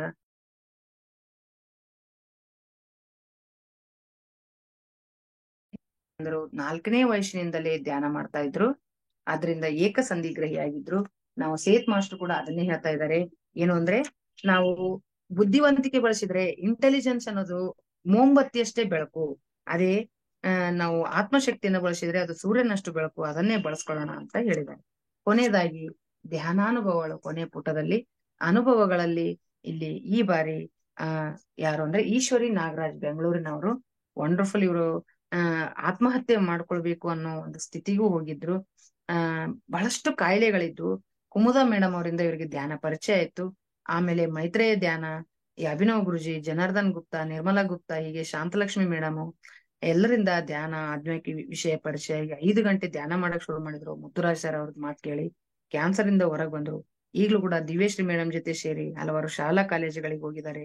ಜೈಲು, ಪೊಲೀಸ್ ಸ್ಟೇಷನ್ಗಳು ಎಲ್ಲ ಕಡೆ ಕೆಲಸ ಮಾಡ್ತಾರೆ. ಈಗ ಇವರೇ ಧ್ಯಾನ ಕಸ್ತೂರಿಗೆ ಏನಾಗಿದ್ದಾರೆ ಅಂದ್ರೆ, ಒಂದು ಪ್ರಸರಣ ವಿಭಾಗದಲ್ಲಿ ಸಹಾಯಕ ಪ್ರಸರಣರಾಗಿ ಯಾರಿಗಾದ್ರೂ ಧ್ಯಾನ ಕಸ್ತೂರಿ ಬರದೇ ಇದ್ರೆ ಹೊಸ ಸಂಚಿಕೆ ಚಂದದಾರರಾಗೋರಿಗೆ ಇವರೆಲ್ಲರೂ ತಮ್ಮ ಸೇವೆಯನ್ನ ಸಲ್ಲಿಸ್ತಾ ಇದ್ದಾರೆ. ಅವರಿಗೆ ಸಾಕಷ್ಟು ಇದು ಬುದ್ಧ ಪೂರ್ಣಿಮೆಗೆ ಅದಕ್ಕೆ ಹಣ ಸಂಗ್ರಹ, ಆ ರೀತಿ ಹಲವಾರು ರೀತಿಗಳಲ್ಲಿ ತಮ್ಮ ಸೇವೆಯನ್ನ ಸಲ್ಲಿಸ್ತಾ ಇದ್ದಾರೆ. ಅಲ್ಲದೆ ಈ ಬಾರಿ ಮಂಡ್ಯ, ರಾಮನಗರ, ಬೇರೆ ಬೇರೆ ಭಾಗಗಳಲ್ಲಿ, ಗದಗ, ಹೂವಿನಡಗಲಿಯಲ್ಲಂತೂ ದೊಡ್ಡ ಪ್ರಮಾಣದಲ್ಲಿ ಸಸ್ಯಾಹಾರ ರ್ಯಾಲಿ ಆಯ್ತು, ಬಹಳ ಅದ್ಭುತವಾಗಿ. ರಾಯಚೂರು, ಲಿಂಗಸೂರಿನಲ್ಲಿ, ಹೀಗೆ ಹಲವಾರು ಕಡೆ, ವಿಜಯನಗರ, ಎಲ್ಲ ಕಡೆ ನಡೆದ ಧ್ಯಾನ ಪ್ರಚಾರದ ಒಂದು ಪರಿಚಯ ಇಲ್ಲಿ. ಕೊನೆ ಪುಟದಲ್ಲಿ ಅಂತೂ ಇದು ಪೊಲೀಸ್ ತರಬೇತಿ ಇಲ್ಲಿ ಸುರೇಶ್ ಕಲಬುರ್ಗಿ ಅವರು ಕೊಟ್ಟಂತಹ ಒಂದು ಕ್ಲಾಸು, ಮತ್ತೆ ಬೆಳಗಾವಿ KLE ಕಾಲೇಜಿನಲ್ಲಿ ನಡೆದಂತಹ ಧ್ಯಾನ ಕ್ಲಾಸು, ಯಾದಗಿರಿಯಲ್ಲಿ ನಡೆದ ಧ್ಯಾನ ಕ್ಲಾಸು, ಮೈಸೂರು ಮತ್ತು ಬಳ್ಳಾರಿಯಲ್ಲಿ ನಡೆದ ಕ್ಲಾಸ್ಗಳ ಮೂಲಕ ಈ ಸಂಚಿಕೆ ಅದ್ಭುತವಾಗಿ ರೂಪಿಸಿಕೊಟ್ಟಿದ್ದಾರೆ. ಈ ಸಂಚಿಕೆಯ ಪರಿಚಯವನ್ನ ನನಗೆ ಮಾಡಿಕೊಡೋದಕ್ಕೆ ಅವಕಾಶ ಮಾಡಿಕೊಟ್ಟ ಶಾಂತಲಾ ಮೇಡಮ್ ಅವರಿಗೆ ಮತ್ತೊಮ್ಮೆ ವಂದಿಸ್ತಾ, ಇಲ್ಲಿವರೆಗೂ ನಾವು ಸಂಚಿಕೆ ಪರಿಚಯ ಆಗಿದೆ, ಸ್ವಾಧ್ಯಾಯ ಆಗಿದೆ, ಇಷ್ಟೊಂದು ವಿಷಯ ತಿಳ್ಕೊಂಡಿದೀವಿ. ಇದೀಗ ನಾವು ಧ್ಯಾನ ಸ್ಥಿತಿಗೆ ಹೋಗೋಣ. ಮೇಡಮ್ ಅವರು ನಮ್ಗೆ ಧ್ಯಾನ ಮಾಡಿಸ್ತಾರೆ, Shantala. Thank you madam, thank you. ಇಡೀ ಜೈ ಹೋ ವೇದಿಕೆಗೆ, ಎಲ್ಲ ಆತ್ಮ ಬಂಧುಗಳಿಗೆ ಮತ್ತು ವಿಶೇಷವಾಗಿ Shantala madam, thank you so much. Thank you madam. ತುಂಬಾ ಅದ್ಭುತವಾಗಿ ಎಳೆಯಾಗಿ ಬಿಡಿಸಿ ಚೆನ್ನಾಗಿ ಈ ಒಂದು ಧ್ಯಾನ ಕಸ್ತೂರಿಯಲ್ಲಿರುವ ಏನೇನು ಬಂದಿದೆ ಈ ಸರಿ ಅದ್ರ ಪರಿಚಯ ತುಂಬಾ ಚೆನ್ನಾಗಿ ಮಾಡ್ಸಿದೀರಾ. ಅದೇ ಪುಸ್ತಕ ತಗೊಂಡು ಓದಿದ್ರೆ ಇನ್ನೂ ಚೆನ್ನಾಗಿರುತ್ತೆ ಅನ್ನೋದು ಗೊತ್ತೇ ಇದೆ ಎಲ್ಲರಿಗೂ. ಸೊ ಇನ್ನ ಯಾರ್ಯಾರು ಸಬ್ಸ್ಕ್ರಿಪ್ಷನ್ ತಗೊಂಡಿಲ್ಲ ಎಲ್ರು ಸಬ್ಸ್ಕ್ರಿಪ್ಷನ್ ತಗೊಳ್ಳಿ, ಚೆನ್ನಾಗಿರುತ್ತೆ, ಅದ್ಭುತವಾಗಿ ಮೂಡ್ ಬರ್ತಾ ಇದೆ ಧ್ಯಾನ ಕಸ್ತೂರಿ. ಸೊ ಮಾಸ್ಟರ್ಸ್, ನಮ್ಮೆಲ್ಲರ ಈ ಒಂದು ಜೈ ಹೋಮ್ ಮೆಡಿಟೇಷನ್ ವೇದಿಕೆ ಪರವಾಗಿ ಮೇಡಮ್ ಅವ್ರಿಗೆ ಥ್ಯಾಂಕ್ಸ್ ಹೇಳೋಣ. Thank you madam, thank you. ತುಂಬಾ ಅದ್ಭುತವಾಗಿ ತಿಳಿಸ್ಕೊಟ್ಟಿದ್ದೀರಾ, ಥ್ಯಾಂಕ್ ಯು.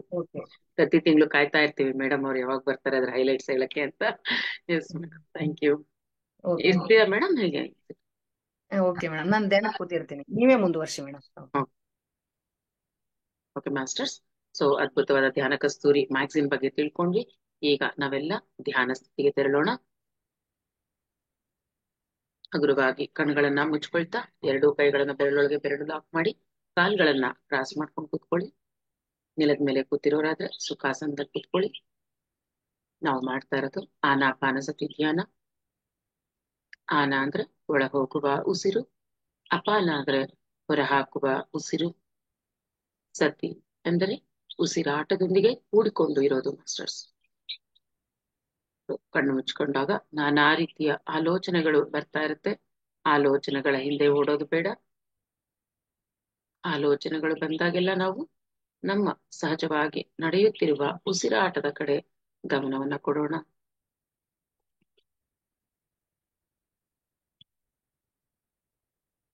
ಉಸಿರಾಟವನ್ನ ಗಮನಿಸ್ತಾ ನಮ್ಮ ಮನಸ್ಸು ಸಂಪೂರ್ಣ ವಿಶ್ರಾಂತ ಸ್ಥಿತಿಗೆ ತಲುಪುತ್ತೆ.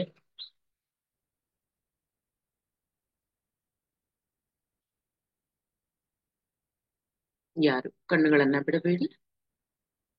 ಬಾಯಲ್ಲಿ ಮೌನ, ಮನಸ್ಸಿನಲ್ಲಿ ಶೂನ್ಯ ಅದುವೇ ಧ್ಯಾನ. ಸುಂದರವಾದ ಸಂಗೀತದೊಂದಿಗೆ ಧ್ಯಾನವನ್ನ ಮಾಡೋಣ. ಅದ್ಭುತವಾದ ನಮ್ಮ ಗ್ರೂಪ್ ಎನರ್ಜೀಸ್ಗೆ ಥ್ಯಾಂಕ್ಸ್ ಹೇಳ್ತಾ, ನಮ್ಮ ಯೂನಿವರ್ಸ್ಗೆ ಗ್ರಾಟಿಟ್ಯೂಡ್ ಸಲ್ಲಿಸ್ತಾ, ಪತ್ರಿಜಿಯವರ ಕಾನ್ಶಿಯಸ್ ಅಲ್ಲಿ ನಾವೆಲ್ಲ ಧ್ಯಾನವನ್ನ ಮುಂದುವರಿಸೋಣ. ಮಧ್ಯದಲ್ಲಿ ಯಾರು ಕಣ್ಣುಗಳನ್ನ ಬಿಡಬೇಡಿ, ಅವೇರ್ನೆಸ್ ಅಲ್ಲಿರೋಣ.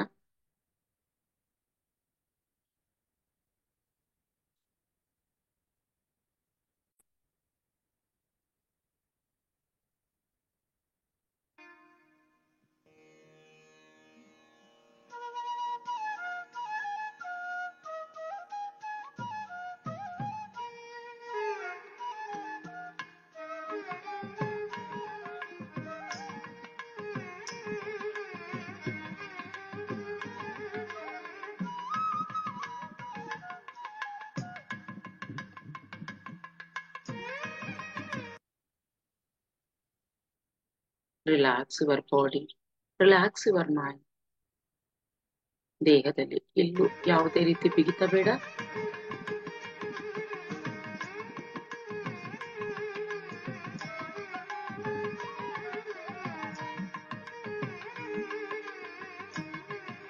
ಬಾಹ್ಯ ಪ್ರಪಂಚವನ್ನ ಸಂಪೂರ್ಣವಾಗಿ ಮರೆತು ಬಿಡೋಣ.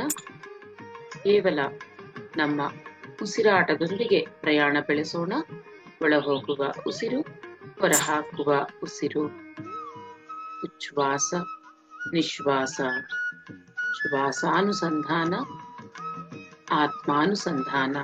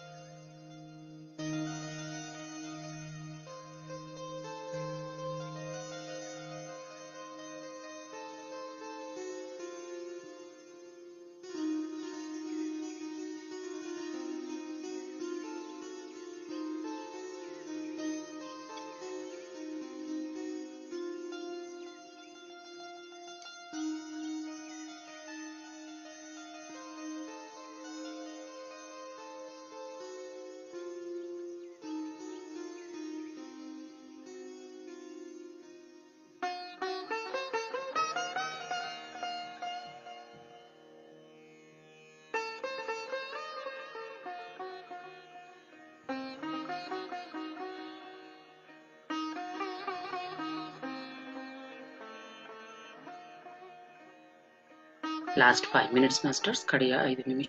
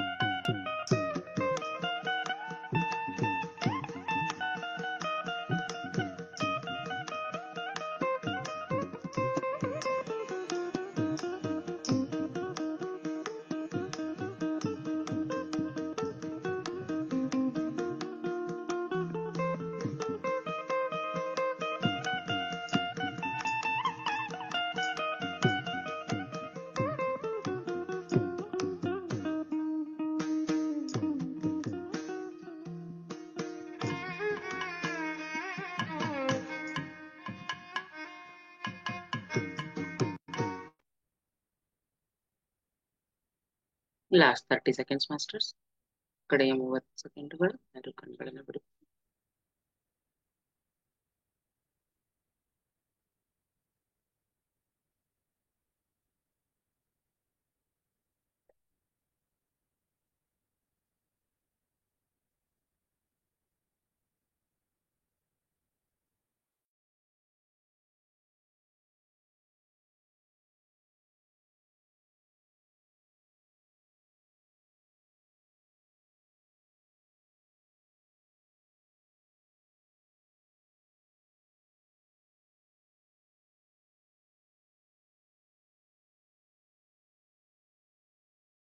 ಎಸ್ ಮಾಸ್ಟರ್ಸ್, ನಿಧಾನವಾಗಿ ಎಲ್ಲರೂ ನಿಮ್ಮ ಸಹಜ ಸ್ಥಿತಿಗೆ ಬಂದ್ಬಿಡಿ.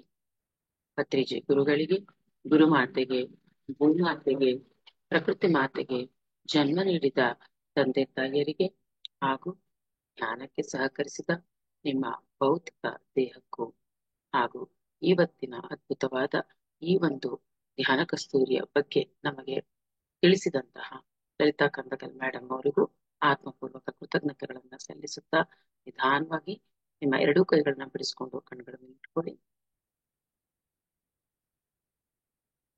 5, 4, 3, 2, 1, 0. ಹಗುರವಾಗಿ ಕಣ್ಣುಗಳನ್ನು ಬಿಡ್ತಾ ನಿಮ್ಮ ಎರಡೂ ಕೈಗಳನ್ನ ಸುಂದರವಾದ ಮುಗುಳ್ನಗೆಯೊಂದಿಗೆ ನೋಡ್ಕೊಳ್ಳಿ ಮಾಸ್ಟರ್ಸ್. ಅದ್ಭುತವಾದ ನಿಮ್ಮೆಲ್ಲರ ಧ್ಯಾನಕ್ಕೆ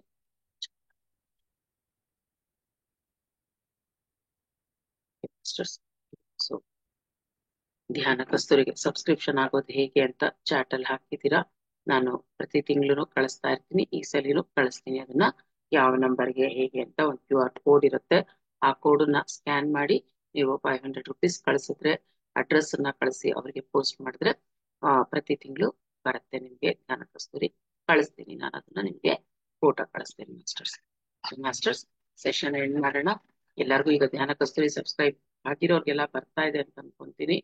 ಇನ್ಯಾರಿಗಾರು ಬರ್ತಾ ಇಲ್ಲ ಅನ್ನೋರಿದ್ರೆ ನಾನು ಲಾಸ್ಟ್ ಟೈಮ್ ಒಂದು 2 ಫೋನ್ ನಂಬರ್ಸ್ ಕೊಟ್ಟಿದ್ದೆ, ಅವರಿಗೆ ಫೋನ್ ಮಾಡಿ ಕಾಂಟ್ಯಾಕ್ಟ್ ಮಾಡ್ಬೋದು. ಸೆಷನ್ ಎಂಡ್ ಮಾಡೋಣ masters. Thank you everyone. Thank you. Let us end the session masters. ನಾಳೆ ಬೆಳಗ್ಗೆ 4 ಗಂಟೆಗೆ ಮತ್ತೆ ಸಿಗೋಣ.